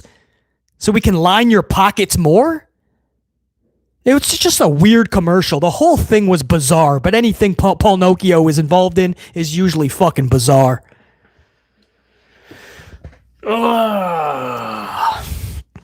And then the main event. This was Jason, over 300 on the ups. I forgot to say that in the last half an hour. Fuck. Well, thank you. You guys took control of that. 300 on the fucking ups. My replay unit, you got no excuses, bro. We started this stream in the morning on a Tuesday fucking morning, and my unit is rocking out. Replay unit, I know that's going to be thousands of you. You better smash that up, man. Come on. I know a lot of you guys watch on the big screen and you don't have the like button available. Then go on your phone real quick, pop on the screen, and smash it. Fuck. Because I keep forgetting to remind you. All right, so this is Jason Yeaterman versus Gunther for the championship. Now, most of us thought one of two things was going to happen. Rollins is going to cash in because we were hearing that they want to get the briefcase immediately off of Rollins. Cool. Get it off. Then why even have Money in the Bank then? I mean, the whole thing was stupid. Him winning it was stupid. But whatever. The faster that gets off of that briefcase leaves Seth Rollins, and the faster that the title leaves Jey Uso, I said is best for business. We got 1 out of 2 last night. You could have killed 2 birds with 1 stone if you had him just cash in. The briefcase is gone and the title off of Jey, but that's not what they did.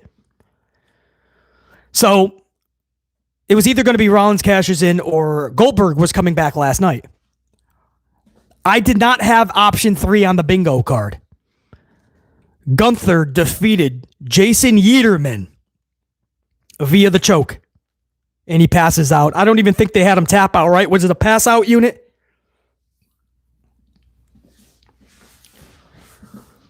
Was it a pass out or a tap out? I think it was a pass out because they wanted to make Jey Uso save face. So they're okay with Gunther tapping out in 8 seconds to his own move to a weak ass choke. But you're not going to believe how they made Jason Uso look last night. It was a pass out, right? Thank you, Timo. I'll be going over those super chats in just a couple minutes, man. Timo up in my live chat. I appreciate that, dude. Appreciate the coffee. Never needed, always appreciated. I'll go over super chats right after this, guys. I promise, and whatever you guys want to shoot the shit about. But yeah, it was a pass out. So okay, so check this out. First and foremost, commentary through this match kept reminding you why Uso seems extra slow and why he seems off in the match. They kept reminding us, right? They kept saying it's because he had a match on Saturday at Money in the Bank.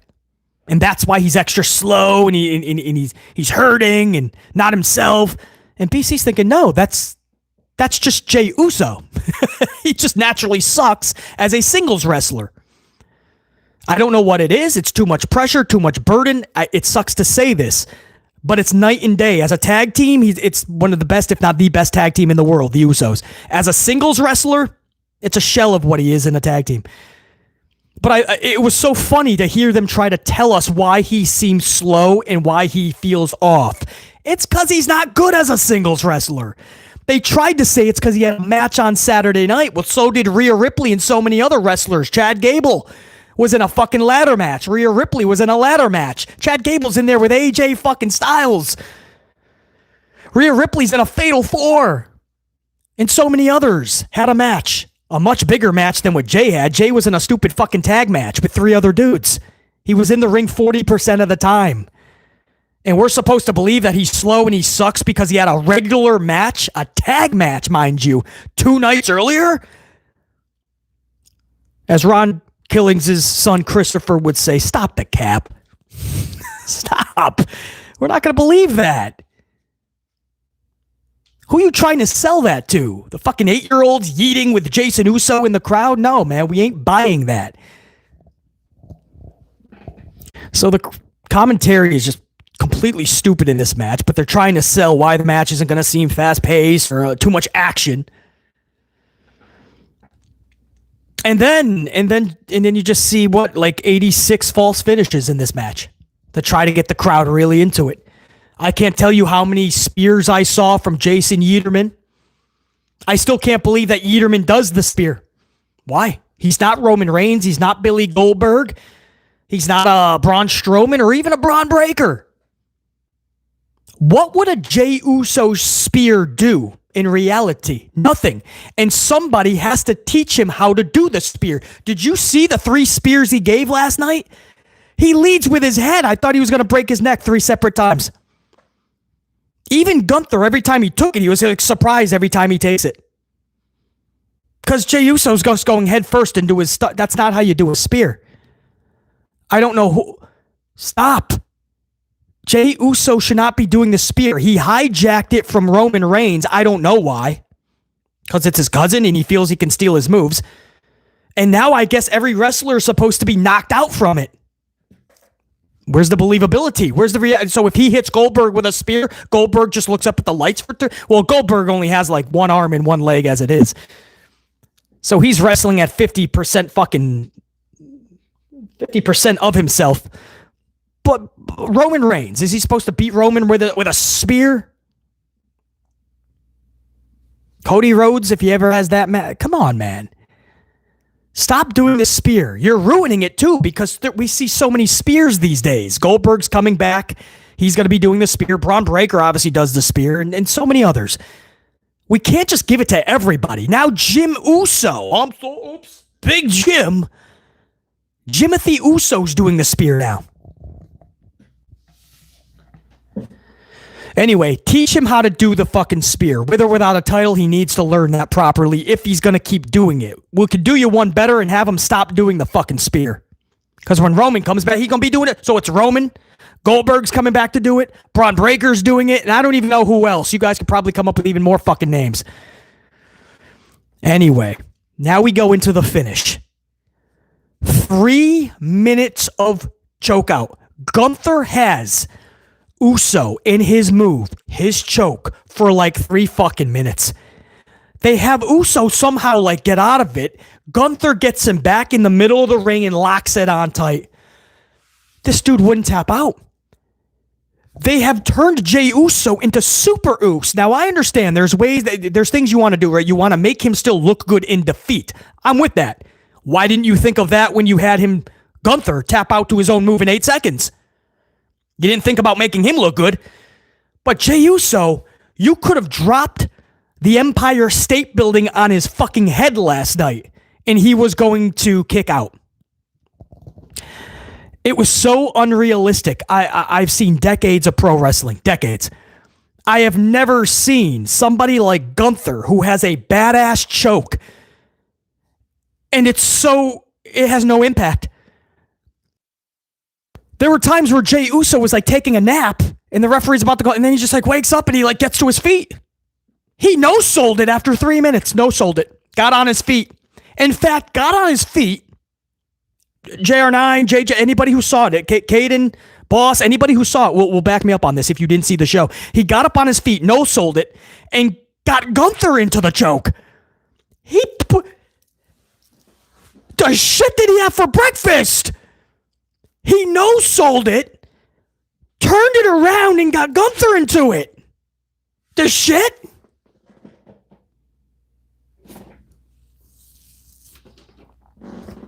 Who's booking this? That's not realistic.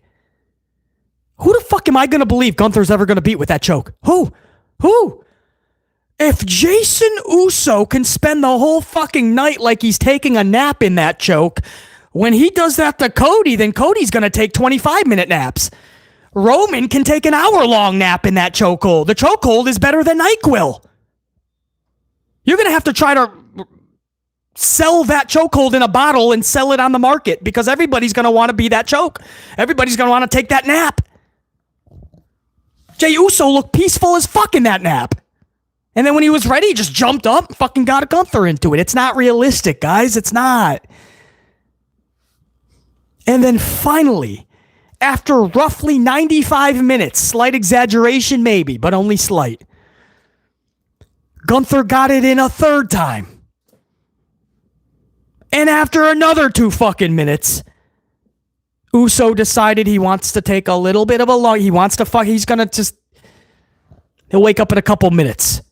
And the referee fucking says, that's the match. He passes out.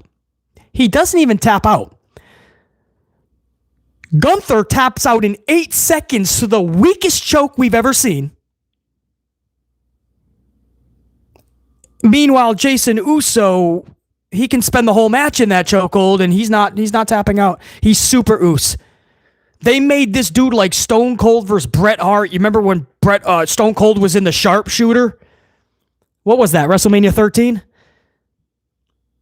He's in the sharpshooter, and he's bleeding. Stone Cold's bleeding. So he's busted open. He's in this devastating sharpshooter, and Stone Cold refuses to tap out. He passes out. They fucking put Jey Uso in a fucking pass-out scenario last night. Again, I've asked this since he's been champion, or since this run, since he's won the Royal Rumble. So for the past several months, I've been asking this question. When did Jason Yeaterman, when did he get superpowers? Who gave him superpowers? Like fucking Harry Potter shit, and you waving a magic wand, expecto petroleum. Boom, magic powers. He's beating people with spears. He doesn't pass out to the fucking choke at all. Or I'm sorry, tap out, passes out. Probably only because he was exhausted, wanted to take a nap. When did he get superpowers, man? You can't take him as tag team Jey Uso and book him like this. You want to book somebody strong, yes, that's what we're asking for. But you also have to be in the realms of believability. I'll believe Undertaker shooting lightning out of his hand. I'll believe Bray Wyatt and Matt Hardy are transporting between locations. I can believe all of that because it's in the realm of believability with their characters. Nothing would make me believe that Jason Uso can take out the entire roster these days. Not buying it. But anyway, third time's a charm. Locked it in. Gunther passes out Jason Uso. Gunther becomes the new champion of the world. First and foremost, I partied. I absolutely chucked confetti, went out, the I went over the third ever, right? Met up with a few buddies. We had some coffees and we just fucking had a parade, basically. Shot off some fireworks, right? Went over to Brooklyn, met up with some more buddies, shot some more fireworks off. But we had a, Fifth Avenue. We started a little bit of a parade. Some people joined in. It was 2, 3 in the morning, but hey, it was a parade. Because Jason Uso no longer has the title. That now we can start to maybe make things make a little bit more, maybe the process. Maybe the yeeting can tone down a little bit and he can be put in the mid-card where he belongs. So that's first and foremost. That's a good thing. Jey Uso lost the fucking title. If you don't want to hear that, I understand. Maybe you're a big Jey Uso fan, but I said this in the cold open teaser. Guys, it's best for business. The ratings were going backwards fast. The last number we had was a 2.6. They went from 6-0 at the debut to a 2.6 globally. That's over 7 days, by the way, not just one. 2.6 global, 1.3 U.S. domestic. SmackDown's 1.3 now, past 2 weeks. Merchandise sales down now 16% from this time last year. Uso firmly in the 4th to 5th spot. He fluctuates. 4th to 5th in the best sellers merchandise category. Not first, not second, not third. So tell me, consistently they can't even sell out these arenas to yeet with him. So you tell me what the title on him was doing other than a bunch of 8-year-olds yeeting with him like you're at a fucking Chuck E. Cheese. This isn't Chuck E. Cheese. It's a pro wrestling television show. Act like it. People are going away in droves because they don't want to see this type of shit on their TVs. The first step is taking the title off of him. That's going to be hard to hear. I understand. Jey Uso is not a heavyweight world champion main eventer. Stop. You can call yourself main event. You can't be in it. And that's not just BC's take. I am telling you the numbers are down across the board. Clearly, the company saw that. I think this was a TKO decision. They finally stepped in and once again had to put Levesque McMahon in his place. A, truth is coming back. B, that title's got to come off of Uso. You're crushing us, man. What are you doing? Look at our numbers. And Paul Nokia is probably like, but we got the new show coming out. Unreal, where I pull back the curtain and on that show I say I'm putting the whole rocket on him. I'm going to look like an idiot. And they're like, well, we have to, we're looking like idiots because we're losing money and viewers and everything. You want to keep saying we're making record revenue? Then you got to make this decision. So that's first and foremost. Uso dropping the title is a good thing. I threw a party, a parade. I'm in a great mood today, actually. Great mood. Jey Uso lost his title. Now, if we can get that briefcase off of Rollins, oh, that parade's going to be tenfold. Now, flip side, this makes absolutely no sense. None. This is what I mean. There's no long-term storytelling. There's no long-term booking here, guys. This is Helmsley being as idiotic as he always is. And he just had him drop the title to the same guy he just beat 7 weeks ago, 51 days ago at WrestleMania, April the 19th. 51 days ago, 7 weeks. And the same guy beat him on a Monday Night Raw 7 weeks later, 51 days later. That's your long-term... What? And remember, Jey got beat a week before the Rumble to Gunther. And then all of a sudden, Jey just wins the Rumble. Chooses Gunther. Gunther says, fine, you're going to now be in 7 weeks of hell if you choose me. He chooses Gunther. And for 4 straight weeks, Gunther just ran away. And then he beats up Jimmy in front of Jey, who was handcuffed. And that was the only memorable moment of the whole 7 weeks. If that was hell for Jason Uso, all they're missing in hell is ice water. Because fuck, that was nothing. Go to WrestleMania, dude taps out in 8 seconds to his own move. It was weird booking. And then you look at the last 7 weeks for Jey Uso. Irrelevant. Poor booking. And then he just loses it on a Monday Night Raw to the same guy that he beat. So my question would be, what the fuck was Rumble all about then? What was WrestleMania all about then if it's all for nothing? This was all... If you try to tell me that this is Helmsley's long-term storytelling and it was all to lead to a random Raw in Phoenix on the 8th of June, then wow. Then he's got to stop long-term booking and storytelling because he ain't good at it. This makes no sense. And now you got a guy who's walking around with a briefcase. You made this guy win, who's a heel, Seth Rollins, even after the weird sing-along. You put the briefcase on this fucking heel, who's supposed to be now feeling like a diabolical heel with his heel faction. But now you just made 2 world champion heels. So everyone's a fucking heel in this equation. Who wins? Are you going to put the title on Goldberg? Is this to get Gunther into a Goldberg match, but for a title? I don't understand. And then Seth Rollins cashes in on Goldberg? I'm trying here. I'm trying to put the puzzle pieces where I think they would go. You know what sucks is we can't even fantasy book this because I don't think Helmsley has a clue where he's going with any of it. That's how he books. Somebody said in my chat, I got it on the small screen, my big screen for some reason is a little on a delay. Somebody said befuddling. It's exactly what it is. But I don't know. It makes no sense. It's baffling. It's everything. I still have to comprehend it, man. We'll talk a lot more about that this week and in future uploads, obviously. And we'll see where they even go with any of this.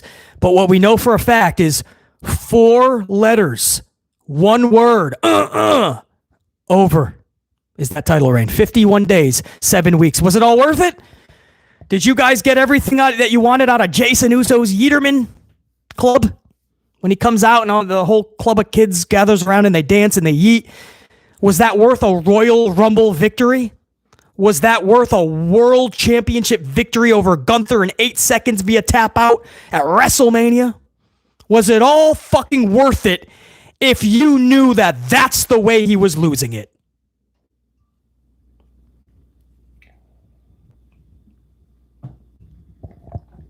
Me neither. Me neither. And again, if you really love Jey Uso, relax. You're still going to get the yeeting and all that. All we're hoping for now is it's a lot less. It didn't move the needle like everyone thought it was going to. Everyone thought, yeah, dude, he's winning the Rumble and he's winning a Mania and he's winning the title because he's super over. And people like BC in my unit were trying to tell you, no, that's not the only metric. Some people are dancing because it's participation in the crowd. Yes, and he's got a cute little word, yeet. When the bell rings, it's still Jason Uso. This is not like an LA Knight situation where it's a totally different vibe, even when the bell rings, and even years later while getting trash booking. And in the end, who was right? My amplified unit, yet again, BC. It's not a pat on the back. I say it all the time. Sometimes I'm literally just fucking, it's frustrating being right all the time because we were right again. Nothing made sense. It's exactly what we thought was going to happen, and it happens, and the community's like, WTF? And we're over here like, nope, we saw it the whole time. New champion. Let's talk about it more, man. I know you guys threw a bunch of coffees at the channel via the supers, so let me go over there. Let me try to get that on the big screen. And if you guys don't mind, that's the review, man. If you guys came in late or whatever, the hundreds that were here live on a Tuesday morning, I appreciate that very much on a half an hour of notice. Really, man. And my thousands that'll catch this on the replay. You guys as well. Much love to you guys, man. Let's get that those likes over 400 replay unit. You know you can get that job done. But that concludes the review portion. So thank you guys big time. If you guys want to stick around, I'm going to continue to shoot the shit with you guys via the super chat. So feel free if you want to stick around, talk some more pro wrestling with BC. I'm almost out of coffee, but I'm going to nurse this one. Let's see what we can do here. Let's start off with Cassandra Love with a 10 spot. A couple of coffees. Cassandra, what's up? Before I speak and refill this BS, this is a sponsor by How to Be a Chief Content for Dummies. Oh, hope you enjoyed the show, right? Yeah, sure. So, Cassandra, I think I deciphered that. I think we're not big on what Helmsley is doing creatively, I think is what you're trying to say, Cassandra. Look at this show. Look how it was booked. And you tell me Helmsley's long-term storytelling? If that's the case, there's a big problem because he's really bad at it. JR9 with a 5 spot coffee. JR9, thanks for helping me out in the chat, man, earlier. Good to see you up in here too, JR9. What's up, EC? Great to be able to catch a full stream again. Felt Liv and Nikki had strong chemistry with both having good lines, and glad Liv stood tall. JR9, I really, I like that big time. I seriously did, JR9. I thought Nikki held it down. Liv Morgan came out with that fire, and she played the heel. I love the heel. That's what Liv should be. I don't give a shit if the crowd is cheering her and Dominic. Liv right now should be a fucking heel. She's so good at it. Mysterio is so good at it. Just do it. We don't need more faces. We have enough. We have plenty of faces. We have more faces than we know what to do with. We need real diabolical heels. Even the good heels that we have are turning face, like Jacob Fatu. It's got to stop. Liv Morgan went in there. Nikki was already doing good. Liv Morgan rocked it out of the park. Them two together, like you said, JR9, good chemistry. If you want to set up a tag team match, Bella's and Liv and Raquel, whatever, dude. Not only will I not complain, I'll actually find that as one of the things I'm liking right now. Jerome Eugenio. What up, Jerome? 2-spot coffee. Jerome says, I'm glad Punk will taste that sweet Saudi money. Jerome. A lot of people calling out Punk, bro. Punk said all this shit, talked all this trash to people like Miz and such for going over there and collecting that money. And now they offered him $1 million, and Punk's like, when do I catch that flight? Go Jackets. $5 super chat, $5 coffee from Go Jackets. What's up, Go Jackets? Appreciate you, man. How much will Jey Uso be punished by Triple H for not being able to carry the ball? I feel that punishment will be coming since Hunter hates to lose. Yeah, I mean, we'll find out. It's going to be one or two ways. A punishment for Uso, or he's going to try to double down. I honestly think TKO told him, Nick Khan told him, dude, we're losing a lot of revenue. We're losing ratings and numbers and metrics. We got to take that title off of Uso. It's just not working.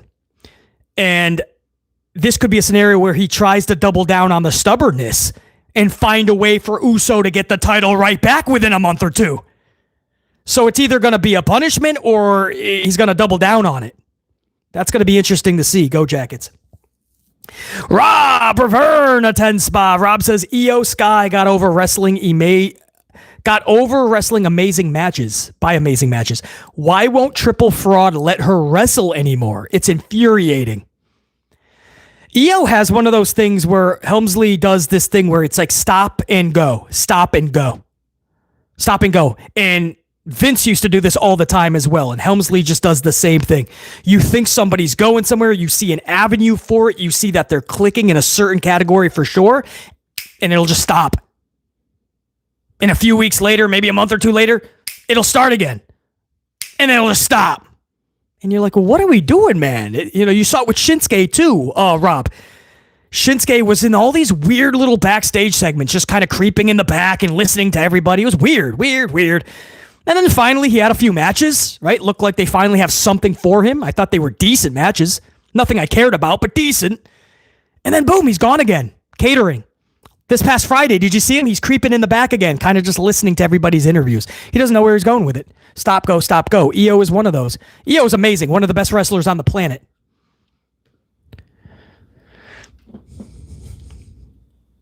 Io is one of the best wrestlers on the planet, and you saw how much people love her at WrestleMania time.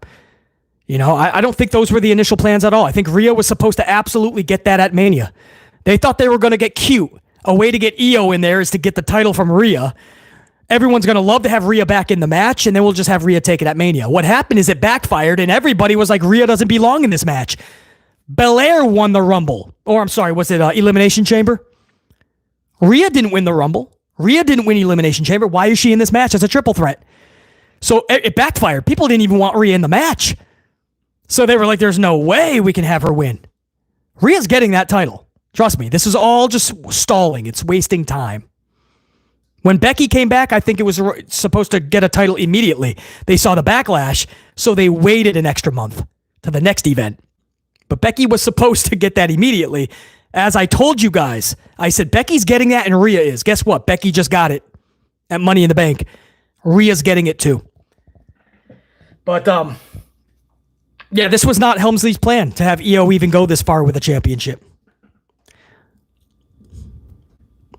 The Omnistrone. The Omnis with a 5-spot coffee says Jey Uso was slow in the ring due to Saturday, but Chad Gable had back-to-back extreme matches, still pulled a 5-star match with AJ Styles. Yeah, Chad Gable wrestled at Worlds Collide. Then Chad Gable wrestled hours later inside Money in the Bank, the ladder match. And then he went into a match with AJ fucking Styles. But it was a Jey Uso match last night that had commentary flipping out. He was in a match Saturday, guys. Is he even 100%? Chad Gable is extra slow and he's not himself because he had a match Saturday. Who gives a fuck? It was a tag team match. He was in there 40% of the time. It was the least amount of work Jey Uso had to do on Saturday night. And that's the excuse of why he lost to fucking Gunther? Stop. Devil Jinx. Devil Jinx. What's up, Devil Jinx? Good to see you up in here, man. 5-spot coffee. Gunther be like, I left Jey Uso sleeping on the job, just like his spear. That was good, Devil Jinx.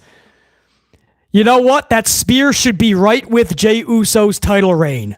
To sleep. Put that on sleep mode and don't put it back on. The spear, the title reign, the main event picture, Devil Jinx, book it. Michael Anthony, 8-spot, a couple of coffees. If we're going to hand out thank you championships, then we should reserve one for R-Truth and Chad Gable. I'm glad the Jey Uso experiment is over. Party, Michael Anthony. Me too. This is it should be a joyous day in the pro wrestling world. It didn't make any sense? Absolutely. That's another story. Nothing ever does. But the title is off of Jason Uso. Now we can start to book a little bit more realistically, hopefully. Book Jey Uso more realistically. And stop with the 20-minute entrances and the yeeting for fucking 20 minutes. Stop it. It's not entertaining for people watching at home. If a bunch of fucking kids want to dance and yeet with you in the crowd, that's one thing. Bring back house shows and have at it if that's what you want to do. If it was moving the needle, I understand. Then BC would have to just deal with that fact. If the rating was like 3.5 last week and the week before 3.6, 3.7, if they were bumping in the merchandise sales and Jey Uso's number one consistently, I get it. That's not what's happening. The metrics are going down because people are telling you they don't want to see the same thing every fucking week. I don't know how else I can say that.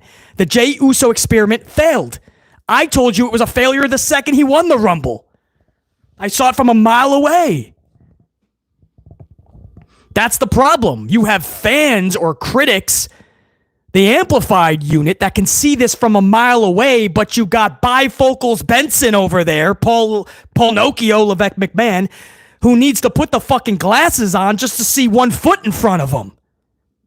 Forget a mile ahead. He's not booking a mile ahead. He's not doing long-term storytelling. He's walking around with 2 left feet.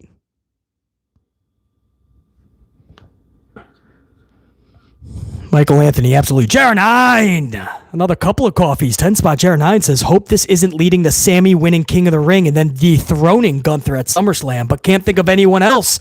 Would have said Dragunov when back from injury if Helmsley didn't book him so badly last year.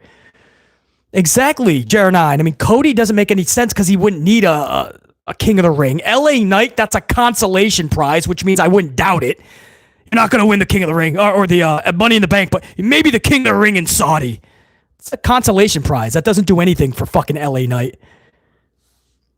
And then you just have another upfront matchup at SummerSlam that he'll probably just lose, just like when they chucked him in there with fucking Roman Reigns. Remember that? And they had LA Knight looking up at the lights to Roman.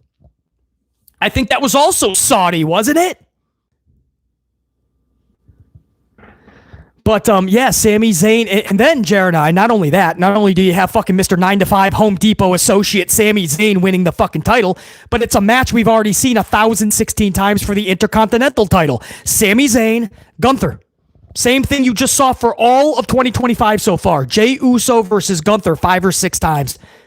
And we've seen it a bunch for the IC title last year.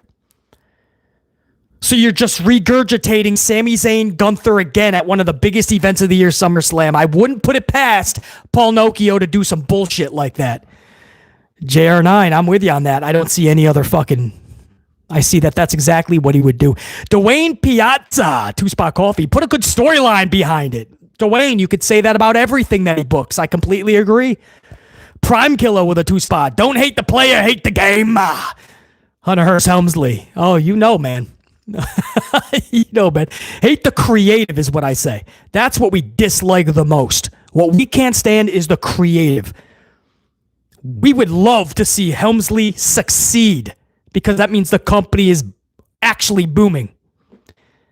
But if he's not even going to put in the work and he just wants to film commercials and do voiceovers and shoot the shit with his celebrity friends and show up to playoff Pacer games, and then, dude, if the guy in charge doesn't give a fuck about the product, how are we supposed to? And that's the problem, because we do care more than the guy in charge. I can't tell you how many jobs I've had over the years that were like, I'm talking like jobs, like back when I was younger, like jobs, not like things that were fruitful in cash. Back in the day, I'm talking like 9 to 5 to work, what do you call it, paycheck to paycheck type jobs. I can't tell you how many times I would care more than the people in charge. Thank God we ain't got to do that anymore. Thank goodness we ain't got to do that shit anymore, man. And that's what happens here. I couldn't imagine like working for a company where the guy is walking around like he's Vince McMahon, like he's got all the power, but he's not putting in any of the fucking work. Prime Killer. Jerome Eugenio with another 5-spot coffee. Jerome, thank you, dude. Why do they need tournaments when Punk can just say, I want a title shot? Cena says, okay, no need to climb the ladders either. Jerome, we say that all the time, and that's a good point because I forgot to even mention that. Jerome is just totally dropping a fucking nuke on this creative. Jerome, live chat. Do you guys fucking hear that? Because I forgot to even mention that. I mean, because we say it all the time on the channel, but it's worth mentioning it yet again. We're doing this whole fucking tournament, and if you can get past all these matchups, you will get a shot later this summer. Or you could just walk to the ring like CM Punk did and said, I want that match. And get it. And you get it. That's John Cena's championship. And I'm pretty sure that anybody walks in front of Gunther next Monday and says, oh, I want a match. There you go. The tournament is smoke and mirrors. We all know that. They rest on that because they don't get creative. They don't have storylines. So what do we see all the time, unit? What do we see all the time? Tournaments. Because it works twofold. A, it gets you a number one contender or many, so they don't have to put an ounce of effort into it. And number two, it's filler. You could do a bunch of matches every show leading up to the finale, and you fill up so much time. Again, they don't have to put any effort or energy into these shows. When you have a bunch of tournament matches, oh, it's so easy to book. That's why you see so many tournaments. And you no longer get storylines, right? Back in the day, you would have somebody who was absolutely in contention for a title, but that was secondary. You needed to see the storyline play out. That's why you wanted to buy the pay-per-view. The title was the icing on the cake, the cherry. You got to see this feud. Nowadays, the whole match is set up because this guy's got the title and this guy won a tournament. So if you wonder why you don't care about the match, there's nothing to care about. This guy won a tournament. Wow, this is such a good feud. I can't stand tournaments. I can't stand tournaments because it is a scripted program. It is rehearsed. It is predetermined. The fuck do we have to wait a month or 2 months for to get to a fucking conclusion when Helmsley sat there in 3 minutes with a crayon on his little fucking coloring book and he made the whole fucking tournament in 3 minutes for 2 months? No, I am not for anything that makes it easier for them. Jerome, good point, man. Very good. Scorpio 85, 2-spot. Talk to him, BC. Plus HBK, give him a chance. You probably get better with fucking HBK, man. Scorpio 85. And you know, man, we always gonna drop it, man. One fact after the other. Scorpio 85. Appreciate you big time. So, Prime Killer with a 5-spot coffee too says Queen of the Ring finals look like it's setting up Jade versus Charlie since they're in the opposite side of the brackets and have been teasing a feud. So that would mean Queen, Charlie, and Sadia, correct? Because they're not going to give that to Jade. Chat, do we agree with that? What Prime Killer is saying? Thank you, Prime Killer. Chat, are we all thinking Charlie's winning the Queen of the Ring?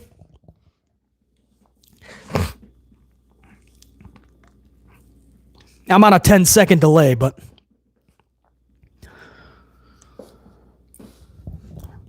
Jade versus Tiffany at SummerSlam. Naomi cashes in. JR9. Yeah, and then JR9, I want to see a Tiffany-Naomi feud. I want to see a multi-month feud. I'm not saying Helmsley can handle that and create it to be what it should, but we at least have to give that a chance. A diabolical Naomi heel versus that Barbie Tiffany face.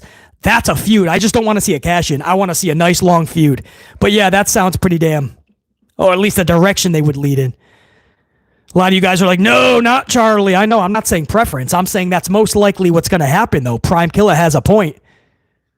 But like Caden and stuff is saying Jade and Tiffany. So then who... that's face versus face. Queen Tiffany or Queen Jade? I don't know, man. I don't even think Helmsley knows, so it's not even worth really thinking that far in advance yet. Thank you, Prime Killer. Timo! 5-Spot Coffee. Keep cooking, BC. Respect. Flames. Biceps. And 100s. Thank you, Timo. You know it, man. When BC cooks, it's not ramen noodles like Helmsley. Helmsley will burn ramen noodles somehow. Little cup of noodles. He'll have that in the microwave for an extra 2 minutes. It'll be overrunning with the water. When BC cooks, man, we're cooking some filet mignon. We got a lobster tail on the side. Another dish of pasta clam sauce. Chop up a little bit of onion in there with a side of mushroom. Touch of garlic. When BC cooks, man, the kitchen's legit fired up, not on fire. Timo, I appreciate you. Alejandro, 305, 2-Spot Coffee. Gunther gets buried even when he wins. Bro, Jey Uso would not tap out to this dude's chokehold. He wouldn't do it. In fact, even after 5 minutes, he passes out. But they made Jey Uso Stone Cold Steve Austin WrestleMania 13 sharpshooter against Brett. The difference is you'd believe that with Stone Cold. Jason Uso? Where do you go from here, bro? Who's going to tap out to Gunther in less than 5 minutes now? Who? Randy Orton can't. Cody? Roman? I wouldn't even believe if Tozawa does now. I mean, 5 minutes Jey Uso collectively was in that chokehold. And the dude didn't even think about tapping out. He looked like he was taking a nice, peaceful, beautiful fucking nap. Dreaming of fucking dandelions and fucking eating strawberries off of Liv Morgan's assets. And then when he woke up, it looked like he was just disturbed. Like, oh, I'm still in this stupid chokehold.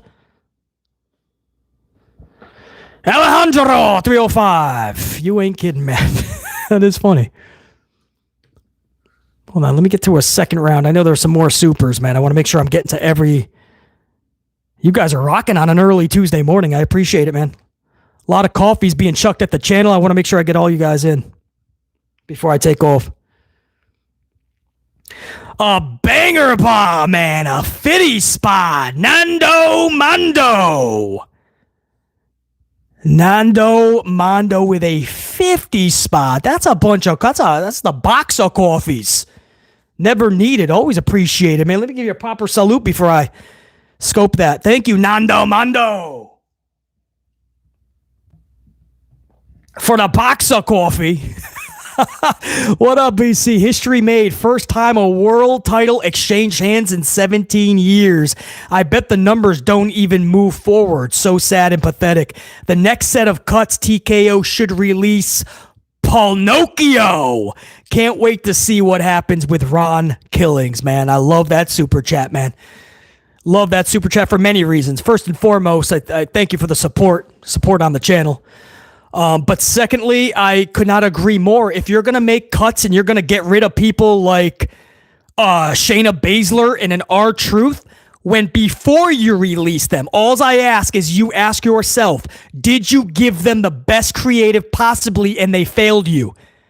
That's not what happened. You put Shayna where she was for so long that even she stopped fucking caring, I think. R-Truth, he did everything you asked, the comedy sideshow, and then you kicked him to the curb. And you act like it was them that couldn't get themselves to a position you so-called desired. No. If this shit keeps happening, you got to ask what's the common denominator. It's Pinocchio. So the next round, I totally agree with Nando Mondo. Pinocchio should be released off his duties. Could not agree more. And I also can't wait to see what happens with Killings. But unfortunately, he's being booked by Helmsley. I just hope that from this point on, truth does not accept bullshit from Helmsley. This company loves to have you under their thumb. They love to make you kind of scared behind the scenes and not overstep your boundaries. So that's how everybody is, walking on eggshells. I hope Truth now knows he doesn't have to because he has the whole industry behind his back. So now he can hold Helmsley accountable every single show. Nando Mondo. I got to give you another salute, man. Thank you. I'm nursing this coffee, man. I would have been done an hour ago, but I tried to keep it for the whole stream. I got to fire up another one soon. I hit the road. We're going to double fist. Dunkin' Donut and a Starbucks. We're going to double fit. Latte and a double shot. Extra, extra. Nando Mondo VIP and a half, man. That was awesome. Appreciate that, man. Love seeing the banger bomb. Miles Angel. What's up, Miles? 5 Spot Coffee. I had somebody try to tell me Seth Rollins and Logan Paul matches were a good part of Jey's reign. I don't even remember them. Maybe they were the better of his entire catalog of matchups, but I don't remember any of them. So I don't know, Miles, that's my response. Okay. I'm not going to make them try to think differently if that's what they think. I just wouldn't even engage. All right, moving on.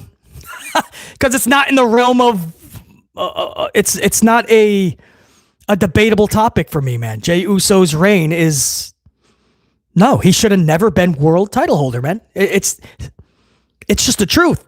We have to stop going because we like him. It's okay. Or he deserves it. No, it doesn't matter. Then everybody deserves it. You can't put a world title on everybody. That's not how you do business. Miles, thank you. Royal TS, 2 Spot Coffee. There was a pay-per-view 3 days ago, but Jey lost on Raw. I know. Think about that. Think about what Royal TS is saying, guys, because it's so true. You have all of these events we just had. WrestleMania. You had, what was that? Backlash. Money in the Bank. Saturday night's main event. You got 3 coming up. Or 4. Five? Night of Champions. Saturday night's main event. Evolution, but that's all women's, and I think Great American Bash is going up against All In. So, but you still have several coming up, right? Saturday night's main event, Night of Champions, SummerSlam's in a month and a half, 2 months, whatever it is. A bunch of events just passed. A bunch of events coming up. Money in the Bank was this weekend. And where does your world title switch hands? A random Monday Night Raw in Phoenix. I mean, you guys see the issue here, man. They don't give a shit. Nothing feels important because it's not anymore. Pay-per-view matches are nothing more than glorified house shows. Monday Night Raws and SmackDowns are the only places the titles change hands most of the time. Weird shit, man. Ron C23, 2 Spot. Great to see you and the unit, BC. Good to have you up in here, Ron C23.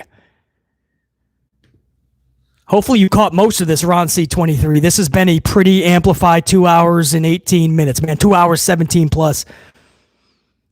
Good to see you, Ron C23. Let me just make sure I got everybody, man. Dwayne Piazza, 2 Spot right at the tail end of this stream. BC, did you hear if Jey was being released? No, Jey's not being released. He might get punished for not delivering the numbers that Helmsley was hoping he'd deliver. But I think he's going to probably double down on Uso. And even though TKO most likely said, dude, we got to take the title off of this dude. Sorry, not sorry. I think Helmsley will try to get it back on him somehow.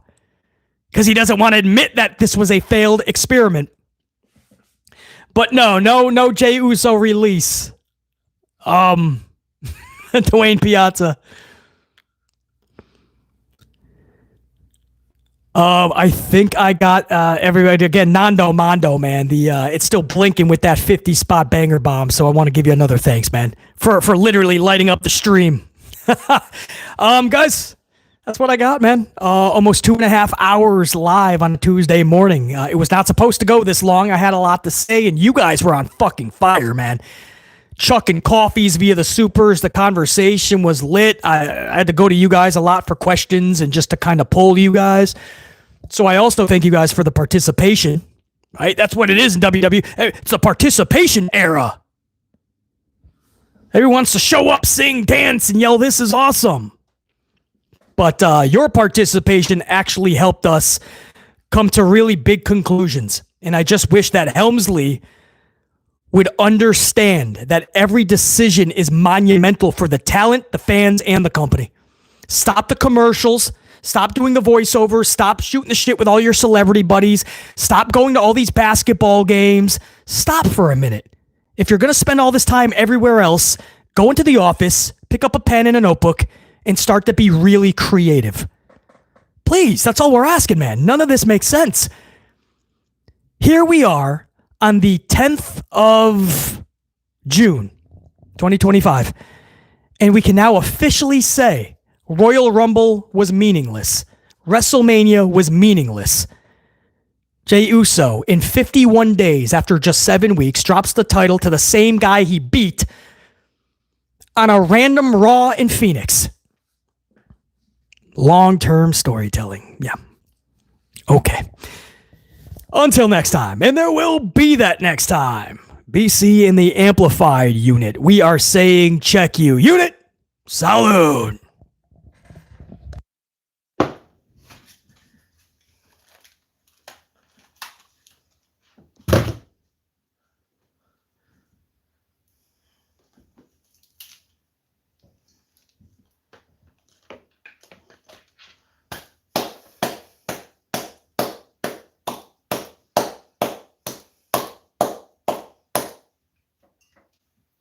Thank you, guys.